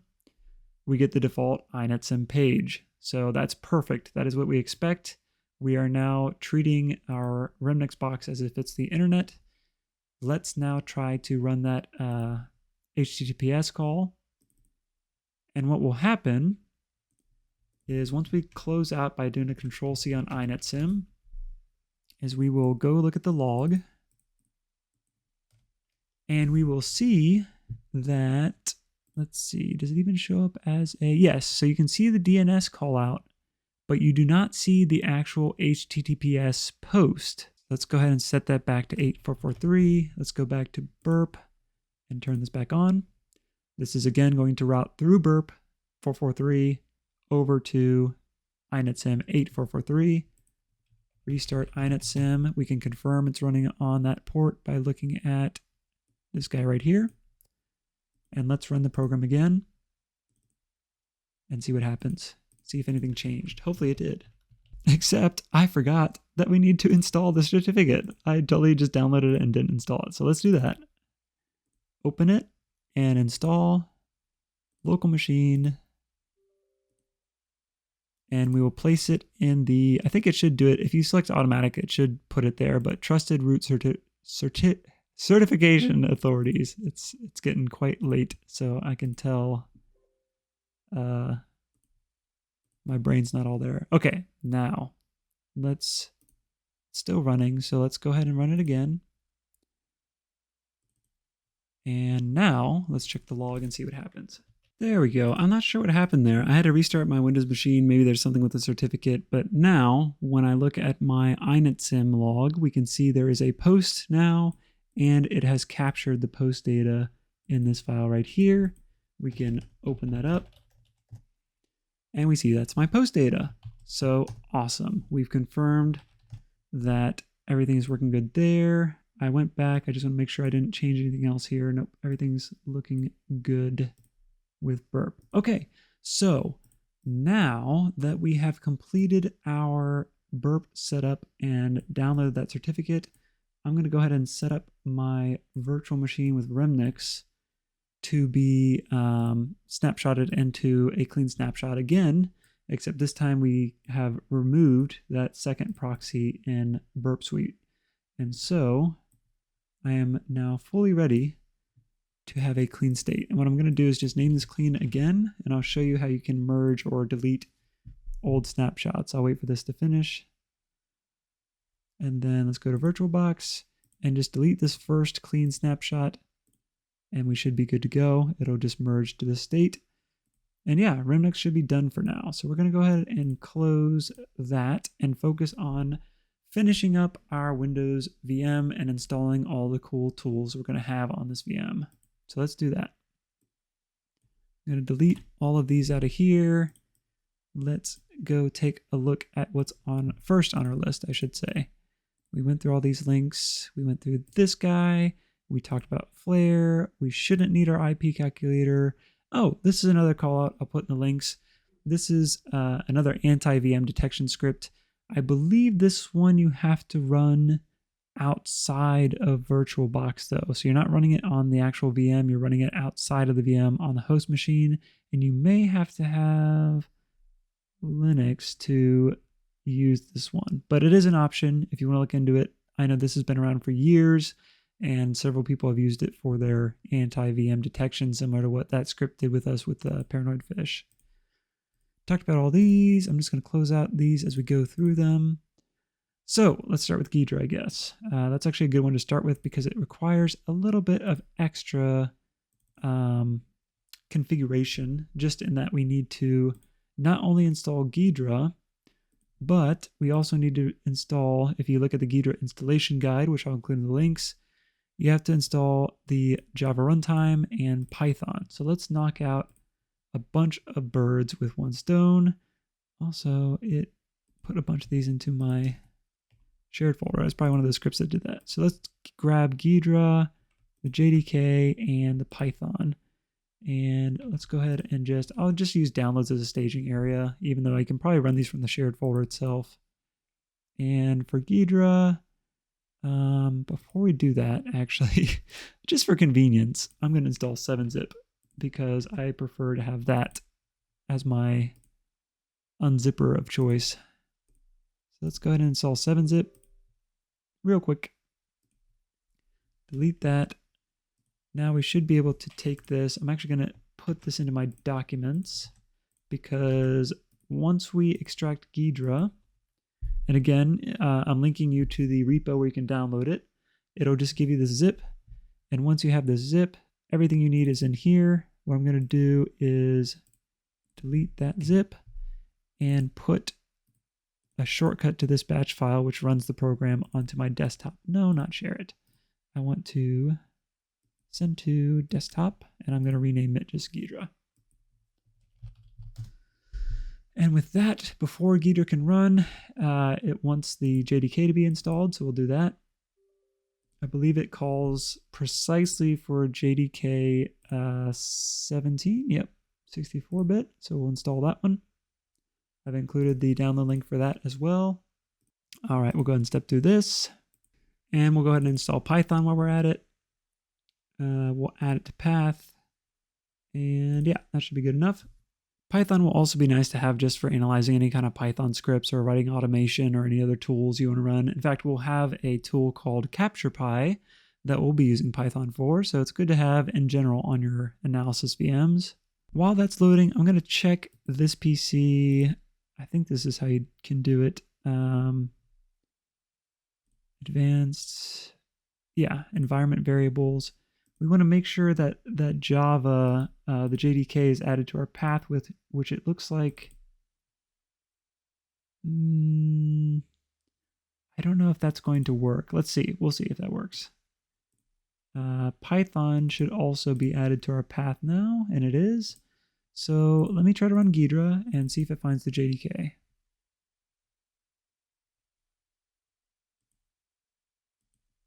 I agree, whatever you want, NSA.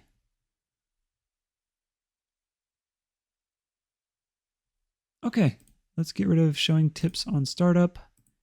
And that is looking good. So it looks like it's found everything okay. We'll test it out later to make sure that it can open a file. But yeah, it looks good right now. Actually, let's just do that now. Let's just open, let's open this. But before we do that, a couple of quick tips, tangent here. Let's change our view to show file name extensions and hidden items, because malware likes to write files that are hidden, and sometimes we might need to rename extensions. let's go ahead and start a new project and just load a test file to make sure everything with Ghidra looks like it's working good. Test rather. And for every other tool, I'm going to give you a short description of what the tool is. And then we're not going to, aside from this quick little test, we're not going to get too deep into any one tool until the next portion of the course, which is actually analyzing the malware samples. And then we'll go through and actually run the tools, look in a little bit more detail at how they work and what value they create for us as malware analysts. For now, I just wanted to do this real quick to make sure that everything is working with the Java SDK and that Ghidra is running as we expect it to. And Ghidra, since we're on the topic of giving short descriptions, you should be familiar with it if you've watched any of my other videos, because I'm typically using this for decompilation, meaning taking a compiled executable and decompiling it into machine code and assembly language like this. And that's about all I'll say for right now for Ghidra. Wonderful open source tool brought to you by the NSA. Looks like it's working. I don't want to continue analyzing. I don't really need this test.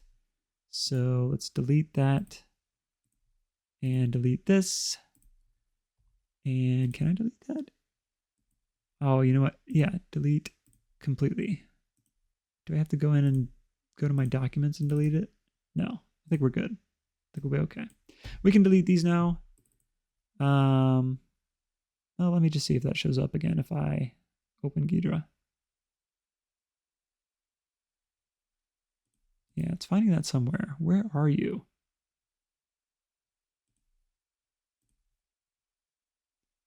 Oh, it's in here in my documents. Okay, let's just delete it from there then. So I just don't want to leave that lying around. So it's in C, users, lab user, right there. Cool, good to know. So we took care of the hidden files and folders. We took care of Ghidra. Let's move on to the next in our list. And we took care of Python and Java as well. So don't want to forget that. We're also going to install IDA, which is another decompiler. It has existed before Ghidra was open sourced and released to the public. Been around for several years now, and honestly has taken, in my opinion, it's taken a little bit of a, I don't know why I downloaded it again. I already have it. That was weird. I was just rambling. Taken a little bit of a dive in popularity since Ghidra came out, although I still like having it on my analysis machines alongside Ghidra, because you sometimes get different decompilation with IDA, and some views and workflows are easier to do with IDA than they are with Ghidra. And again, I'm not going to do a super deep look at IDA. We won't be using it a whole lot in this episode, but I will run it just one time to make sure that everything looks okay. And it looks good. So let's go ahead and get rid of that installer and move right along to the next one. And that will be one of our favorites, x64 debug. Again, if you've seen my other videos, you should be familiar with this. We will use this a little bit later, when we get to running our malware samples. Do I have it here, first of all? Hold on 1 second. Let me focus on what I'm looking at here. I actually don't. Oh, wait, is this it? Yeah, this is it. It's a snapshot. Okay. Yeah, so this is the debugger, and I'm going to also put this into my documents because there's no installer. You just run it right from there. Oh, except I do want to make a folder called x64 debug and stick these in there.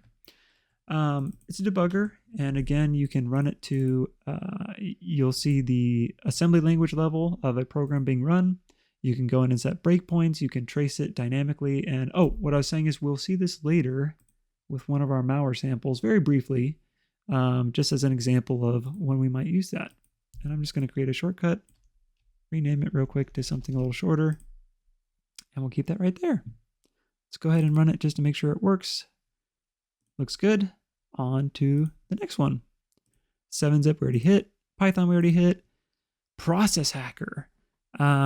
So actually, is this the one? I believe this was actually renamed from Process Hacker to something else, because I remember when I installed it, it actually was named something else, and it was System Informer, which is, I think, the new name for Process Hacker, which I'm all for. This is, you know what? Maybe I'm just adding work for myself by copying them to downloads. Let's just run it from here.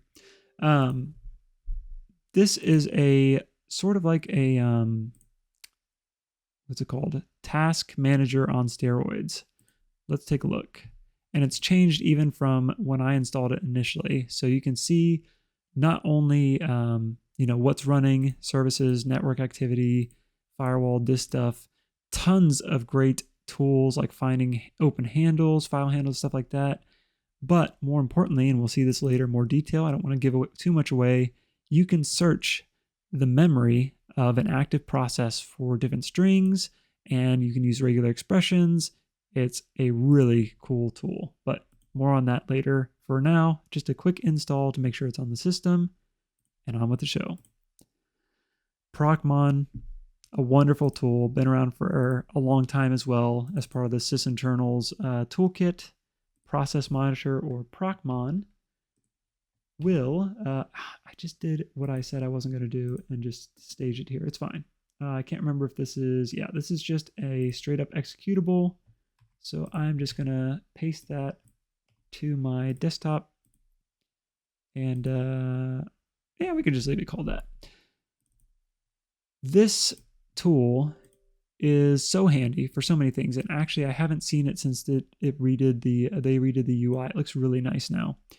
You can filter in on running processes, and you can do things like process name, or one of the more recent things I've seen is process start. So if it started more recently, then this time it'll filter these events on that process. It's sort of like Wireshark. If you work with Wireshark, it's like that, but for processes. And you can see all the different file system and registry and sometimes network activity that these processes are doing in real time. So again, not going to spoil too much. We'll come back to it, but wonderful tool. I'm also going to install Chrome on here because I like having multiple browsers to choose from. And if we come across any JavaScript malware, I find it a lot easier to debug and step through that in Chrome or Firefox than in Edge. Even though they have mostly the same tools, it's just a little bit nicer feel. I'll skip all the setup stuff, and that's another quick standalone install. On with the show to Wireshark. If you spent any amount of time in... Oh, okay, that was weird. I had to copy it from my shared folder to downloads just for it to say it existed. That was really odd. But if you spend any amount of time in cybersecurity or any networking kind of role, you've used Wireshark. It monitors your network activity. It has wonderful breaking out of network protocols. You can see, post data and stuff like that. In fact, once we get this installed, I'll very quickly, I'll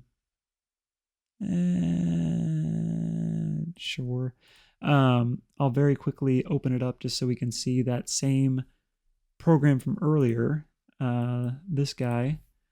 We can see that same network call in Wireshark itself because it gives you a lot more detailed view of that data. So let's go ahead and let that install. I don't know why it didn't copy over my file like I asked it to. There we go. Go ahead and let these two run. All right, that is installed. We do have to reboot, so let's go ahead and do that before we pop open Wireshark to look at the traffic from that program again. All right, we are booted up. Let's go ahead and run our example program and let's see if it shows up. Actually, I may need to turn on INetSim to even let me have outbound traffic, so let's do that. We'll reload our clean snapshot and run it real quick. And this is the beauty of having that snapshot, is we should be able to just go right in here, run INetSim, and have it work. Oh, except no, what happened? Did I run it too early? What happened? Okay, that was weird. I might have run it a bit too early before the machine was fully recovered. So I do see a lot of talking from Microsoft still, which is annoying, but is to be expected. There's probably some more telemetry we could turn off, but I'm not too worried about it. So there we see our DNS query. You can see it's looking up, this is an http://test.com. If we go follow the UDP stream, we can follow, any kind of format we want to, the raw bytes or ASCII or however we want to represent it. And you can see that there's traffic going out to this is an https test.com, but you won't be able to see that raw text in this box because it's encrypted. And that's why we have INetSim on the other side decrypting it with burp so that we can see those contents. You will be able to see the traffic, you just won't be able to see the content there. So that is Wireshark. I've only touched the surface of it, but we will open it back up later when we're looking at some actual samples to take a look at network traffic. LibreOffice, the open source version of Office. And by the way, I'm going to go ahead and pause this machine to recover some resources, and then we can install LibreOffice. Now, a note of warning with LibreOffice, I always use it in my Windows VM as kind of a replacement for Office, because again, I don't want to pay for anything if I don't have to. And I don't want to pay for Office typically just to have it in my malware analysis machines. Although if you're really dedicated, you can get a license just so you can have a better fidelity to malware targeting Office. I say that because when you use LibreOffice, it does have its own macro engine. And what I mean by that is a lot of malware focused on like Word documents, Excel sheets, and PowerPoint presentations works off of Visual Basic macros. And LibreOffice has the ability to emulate a lot of the typical Microsoft Office macro actions, but not all of them. In fact, one of the examples we'll look at later in part 2 of this course is an example where that fails. But there's another tool on Remnux that we can use to get around that. And I will say, for the most part, I've done a lot of macro analysis in LibreOffice, and it works fine for a lot of the basic stuff. But there are some things that will break if you try to run them in LibreOffice versus actually running them in Microsoft Office. Other than that, just a wonderful open source suite of Office software in general, LibreOffice is. Okay, that should be done. Sorry, my Windows got really out of whack, and I don't know if I'm running into resource issues or something because they're kind of whack right now. Let me see if pausing the machine and unpausing helps. Sometimes that does help, but not in this case. Is it my mouse? It might be my mouse again, being weird. This does happen sometimes I've noticed in virtual machines. Oh, it looks like it's working now. My double click wasn't working there for a second. LibreOffice looks like it's working just fine. There is one thing I'm going to go edit in here before we snapshot, and that is under Tools, Options. Let's see. This looks a little bit different than last time I was working in here. So let's look at Security. There we go. Options. Not this one, but macro security and low. Or actually, let's do medium. So this will be confirmation required before executing macros from untrusted sources, but it will still prompt us. Low, it won't prompt you at all. I would rather have it on where it prompts us, just so we have a chance to look at the macro before we run it in the case of, actually looking at malware.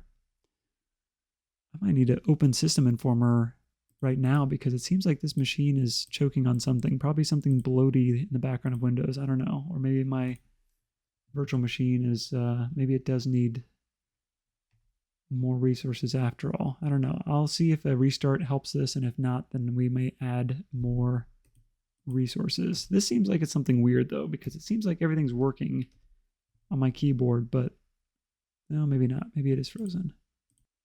All right, I just did a reset on that Windows VM. I think it was kind of tweaking out a little bit, which happens from time to time. You see weird things happening with virtualization. Could have been a resource issue, could have been any number of things. So let's see if we restarted it and if it behaves better this time around. Make sure our LibreOffice setting for macros went through, because I don't think I actually got to apply it.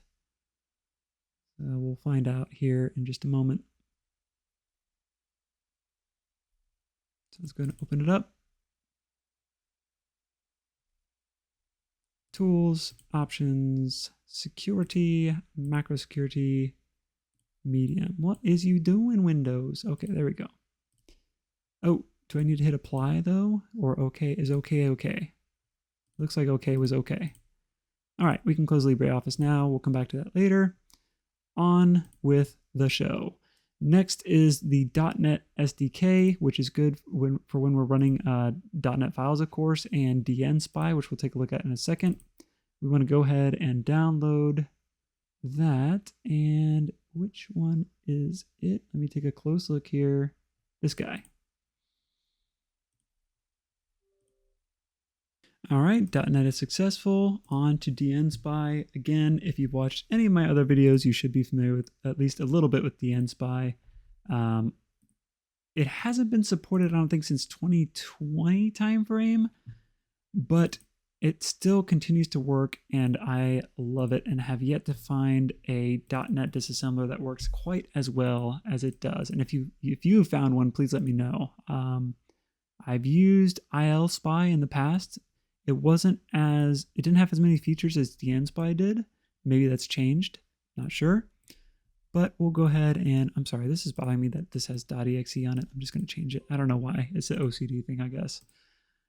But yeah, I've not found anything that's quite as performant or has as many features as dnSpy that I really like. So I keep using dnSpy, and it looks like everything installed well with this. I want to close all those assemblies though.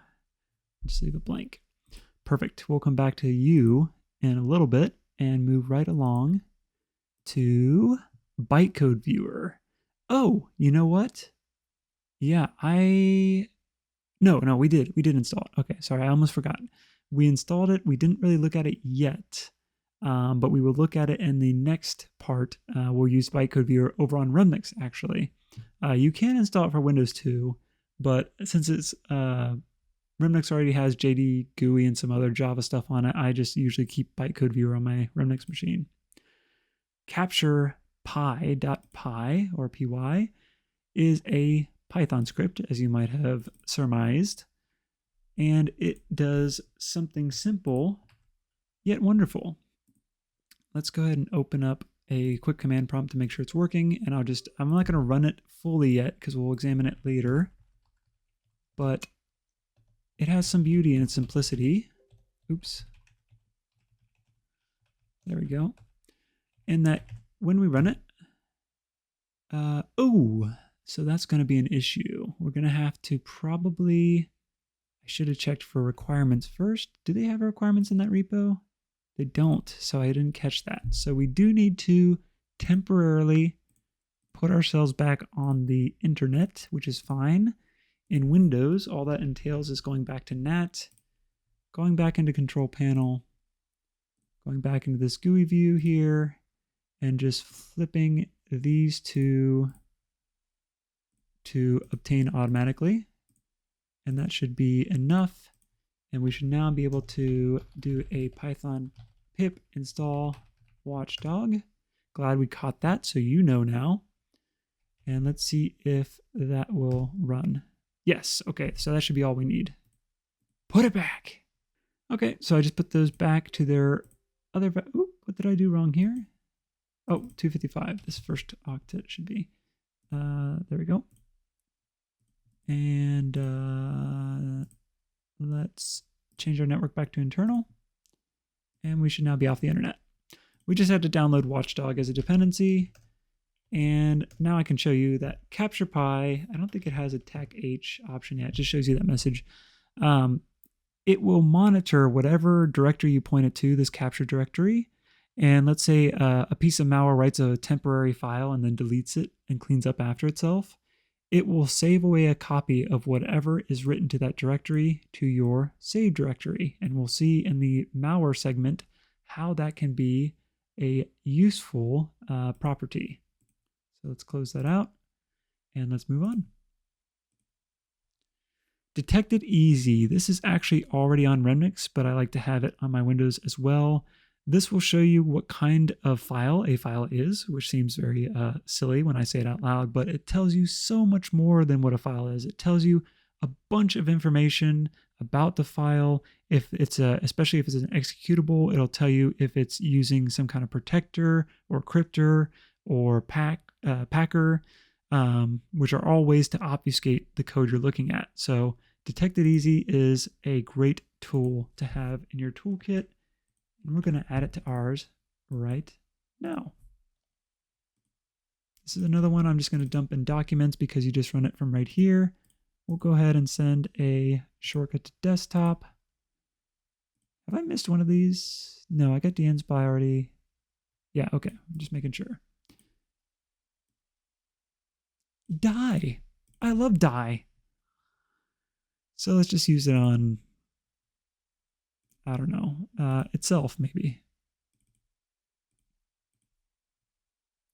And you can see, excuse me, it's got the compiler information, operation system, language, a tool, signature scanning and stuff like that. You can do so much with this. I'm really selling it short, but there's really not a lot I want to show right now with it. It can tell you the type, if it's a GUI or console. There's so much that you can detect with just this little executable, and I love it. Thank you, Detect It Easy, and all your authors. D4 another project that is, I think, not supported anymore. Yeah, well, there was never any support, I guess, but it is still a very handy tool. I don't think we'll get to use it in our demo, but basically I'll just give you a quick run through of what it's supposed to do. And actually, I may not have actually installed this one. Let's see. This is the one I wanted. I'm sorry. I need to update the link with this one. D4.cex has an actual release. It has also been a while since it was, well, 2020, not terribly long ago, I guess. But 4 years since it had a release, so probably not under too much support anymore. But it is a .NET deobfuscator, and it works very well against many of the typical obfuscators used by like remote access Trojans like async RAT and others that have been fairly commodity and popular. So let's see, did that drop? Yeah, I just saw it. I don't know where it went. There it is, in alphabetical order. Who could have predicted it? I can't remember if this is an executable or if you just dump it. Yeah, that was a mistake. I should not have done that. Should not have done that. Let's just save all of these directories real quick and delete everything else that it just did and actually export or extract this to its own directory. There we go. Like I said, I don't have a great demo for you, but all you need to know is that if you want to deobfuscate something, you just run d4 against that file. So you could run it against itself in this case. Nothing's going to happen. And it will spit out a cleaned version of that file for you so that you can load it into dnSpy and it will clean up a lot of the obfuscation for you.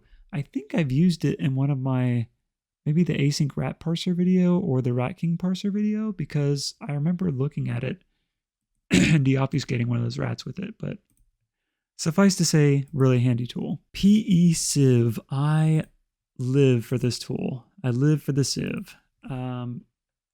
What this does, and we will see this one in our demos, is it will iterate through a process you point it to via its process ID.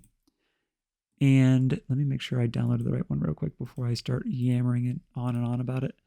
It will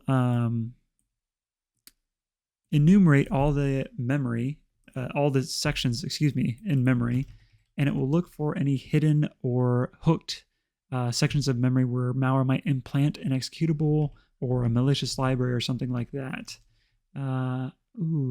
Is this going to work? Okay. It does work like that. Okay. I wasn't sure if that LNK file was going to work, but it seems to work just fine. So you can run it, and you'll typically run it like pe-sieve.exe/PID and then point it to the PID of your process, but you can also set up a bunch of different options here. This is typically the only option I use. So I can't tell you too much about a lot of these other ones. I mean, you can see the kind of readmes here and kind of surmise what they're all for, but this will usually get you what you need. And I just want to call out all of Alexandra's tools. She has contributed so many cool tools to the malware analysis and disassembly space, and always has great work. And this one is maintained quite well. You can see that her last release was on February 24th. So shout out to Alexandra for being another great contributor to the to the industry and to this domain specifically. Taking you over to this website straight out of the 90s and early 2000s is VbsEdit, a very small little utility. We probably won't get to use it in our examples here, and it's just an executable, so you can just download it just like that. But super handy for oh, it is an installer. Okay, my bad. So I will delete this then. Super handy little tool for oh, I remember now. Oh, this is why I'm not a fan for this reason, but I'm a fan for other reasons. Super handy tool for debugging VBS. You can set breakpoints. You can, basically use this as an IDE for VBS. But if you don't have a license number, if you don't pay for it or register it, you have to, this thing pops up like every single breakpoint, I think, and it's kind of annoying. So yeah, really great tool, just a little bit annoying. You have to work with the warts as well. With that, we're down to our last two, and actually this one could include more tools. There's really only one tool I'm going to download from this page, but Kahoo Security has a ton of great tools. Shout out to them as well for being wonderful contributors to the industry. The tool that I've grown to love from them is Command Watcher. We are definitely going to see this one in our examples, but I'll go ahead and extract it here so we can take a look real quick just at the interface. And if I remember, they have their password at the top of the page. Yes, Kahoo Security. I don't know why I copied that because I won't be able to paste it. There we go. And this is just an executable, so I'll throw that there and call it a day. And let's make sure that runs. Oh, sure. I downloaded .NET 8, but I don't think I got .NET 3.5. We are going to have to go online again, but I'm going to cut it out this time because you already saw how I did that the first time. There we go. Back on the internet, it's downloading the .NET framework it requested. Sorry, I forgot this needs .NET 3.5 specifically, so we're going to let that download. But to give you an overview, when we start it up, it's going to monitor for a bunch of different script types and windows. And you can either run it in interactive mode where you can choose to continue running the script or kill every script that runs so that you just record a log of it and then just kill it before it keeps going. And we will use this later on to take a look at some malicious commands. What my favorite part about it is that if you have a really obfuscated like PowerShell script or VBS script, you can run Command Watcher and you can watch the command basically de-obfuscate itself in real time and stop the malware before it continues, but let it log enough that you can actually get the de-obfuscated command out of it. It's really hard to explain verbally without showing it in front of you, so we'll wait until the tool feature in part 2 to really take a look at the powerful logging it provides. I don't know, powerful might be hyperbole. All right, I'm going to let that continue installing. I'm not sure why it's hung up there, but the last one is really simple to install. It's just a PowerShell script called ProcessSpawnControl by Felix Vane, or Felix Wayne, I'm not sure. And wonderful little script that will basically pop out this nice little GUI up here, this GUI notification in the top right, where if a process starts or if a process starts another process even in the background, it will suspend it and then allow you to either keep it suspended or run it. Where this really comes in handy, and we'll probably see this in use later, is when you have malware that runs in memory and then unpacks another set of malware or second stage or something, and then just runs that in memory without writing anything to disk, you can catch that happening. Or if it starts a child process or something like that, you can catch that happening, keep it suspended, and then dump it with something like pe-sieve before it continues. So I really enjoy this tool. It is, I will say, sometimes tricky because it also catches or hooks a lot of things that are legitimate. And you might have to keep saying, no, no, no, I don't want to run that, or I don't want to suspend that. But for the most part, it's just really handy. Let's go ahead and run it. I think you do have to run it for best results. You do, have to run it with admin privileges. So let's see here.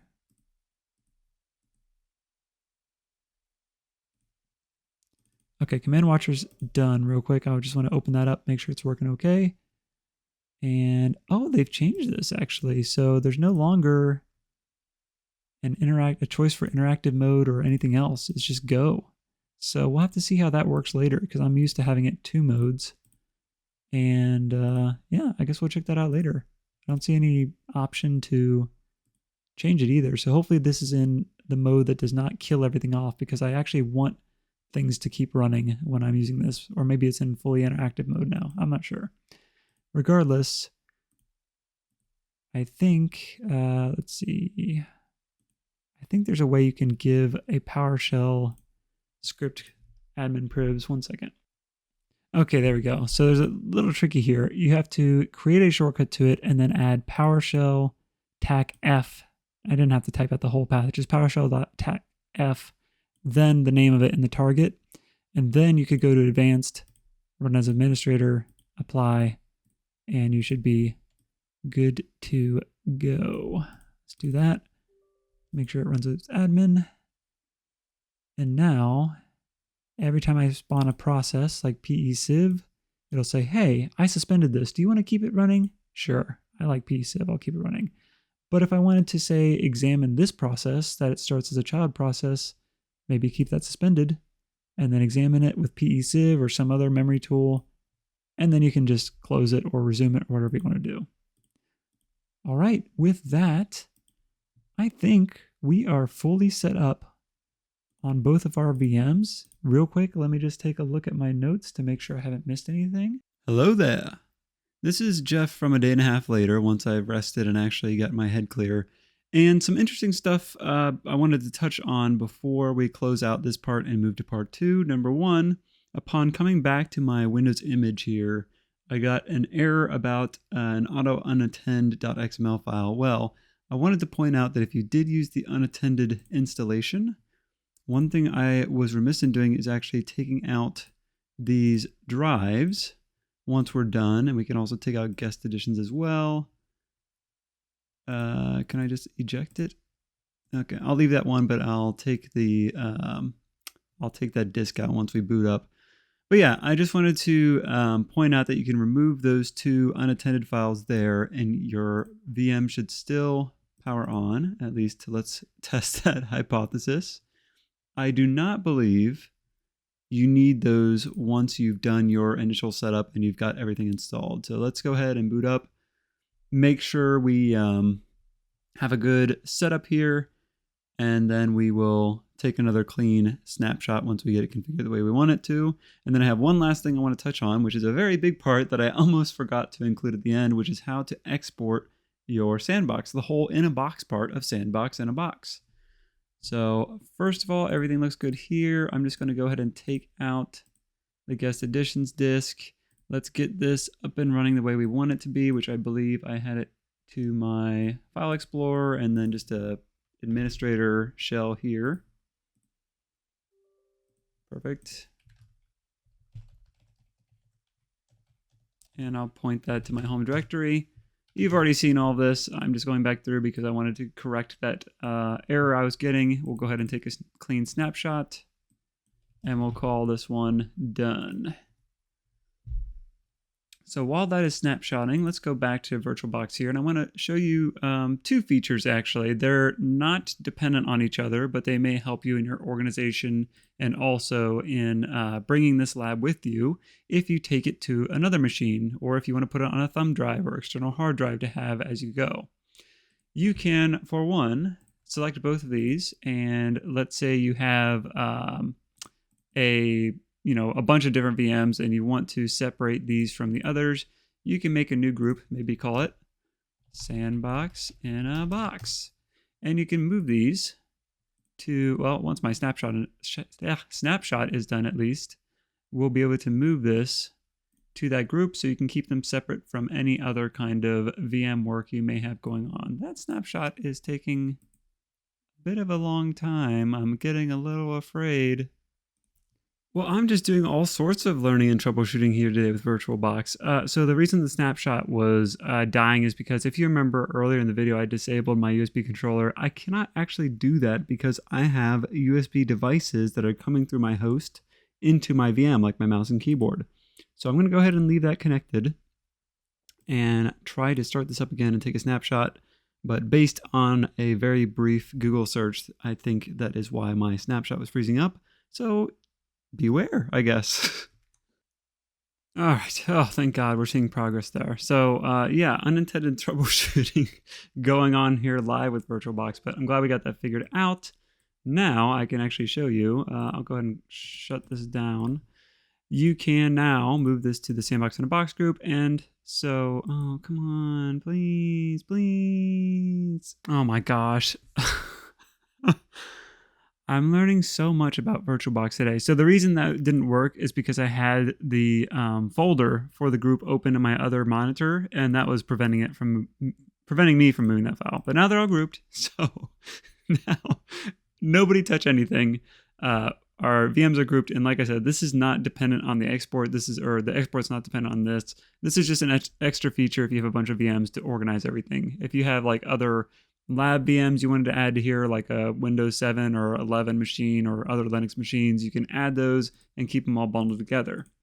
Now, completely separate topic, unrelated to grouping, is the in a box part of Sandbox in a Box. So if we want to export our machines to something we can carry around with us, like a thumb drive or external hard drive that we can take with us, or port this over to another machine, a couple of things. Number one, what you'll want to do is take off your shared folders by going here and clicking this X. I'm not going to do it right now because I'm not going to do an export.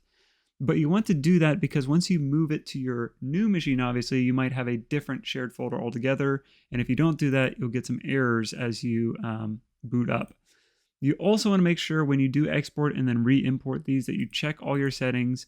Make sure, number one, that nothing is like giving you errors or anything, of course. And then number two, make sure that everything is compatible resource-wise with your new environment. So if you take this from a really beefy computer and move it to something smaller with less RAM or less storage, make sure you bump up or down your resources accordingly. To actually export, all you got to do is select all the machines you want to export, go to File, Export Appliance. It'll verify which machines you want, and you will go ahead and move forward. Now, I'm not going to continue here because I'm not going to export mine right now, but this is just telling you that your save states, so you know how I kind of organized my windows the way I wanted to and had my shell and file explorer up, that will be discarded. So it'll be as if you powered down your VM and booted it back up. Now, what will not be discarded is all the configuration we did up to now. So everything in your clean snapshot is going to be preserved. You're just not going to boot directly into a live view of with your shell up in your file explorer or whatever. So nothing to worry about there. If you hit continue, you can choose to your format, etc., and it will export everything. So every machine here will be exported to a single OVA file. When you import this on the other end to your new machine, it'll break out the VMs once the import is complete. And you can also include or strip your MAC addresses. It shouldn't impact anything if you do that. It's completely up to you. And I think that's really all you need, yeah. So yes, now that I've said my piece here and we've done a little bit of troubleshooting, I will pass it back to Jeff of the past to wrap up part one. Thanks for humoring this little detour.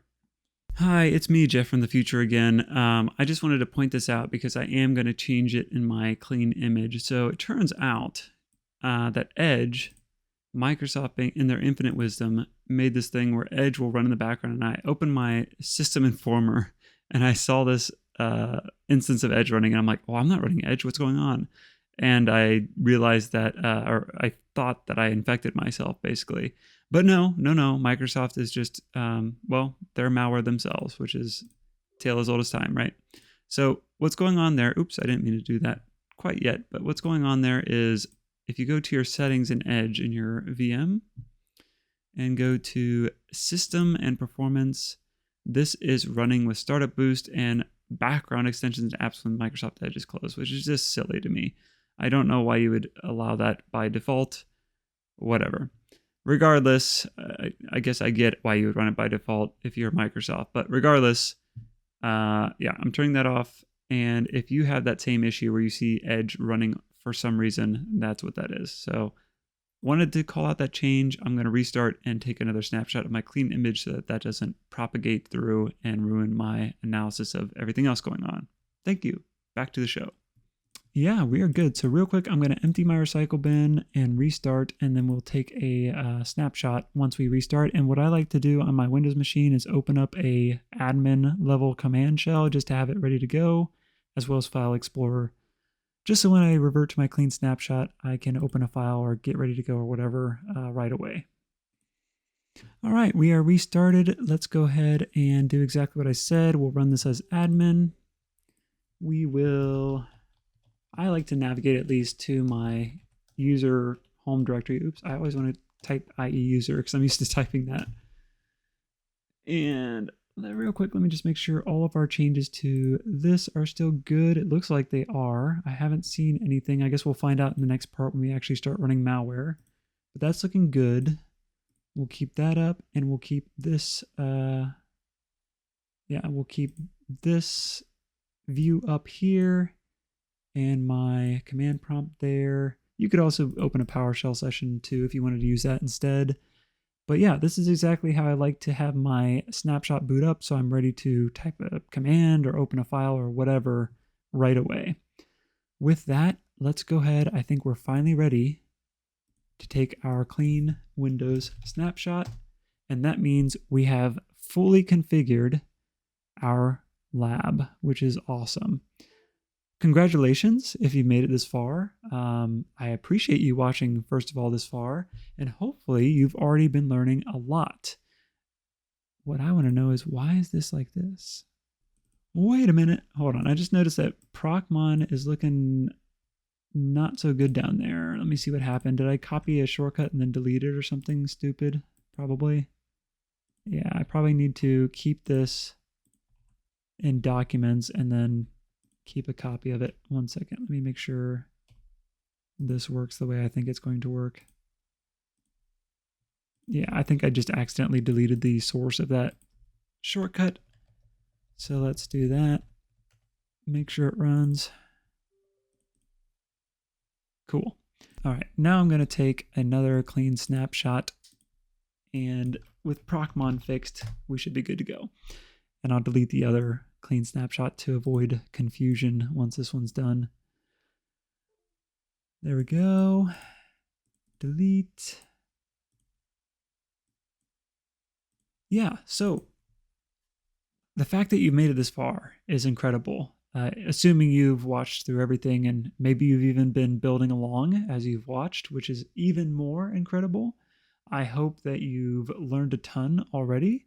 And from here, it's really downhill. In part 2, we're going to have a lot of fun. Not that this wasn't fun, but I mean, it's a lot of configuration. Part 2 is going to see a lot more fun in that we're going to actually put our lab to use and analyze some real malware samples before I let you loose on the challenge CrackMe, which I am very excited about, and I'm looking forward to seeing how many people make it on the Wall of Fame for this one. For now, take a break, let your brain marinate in everything that you've learned in this part 1, and I'll see you in just a bit in part 2.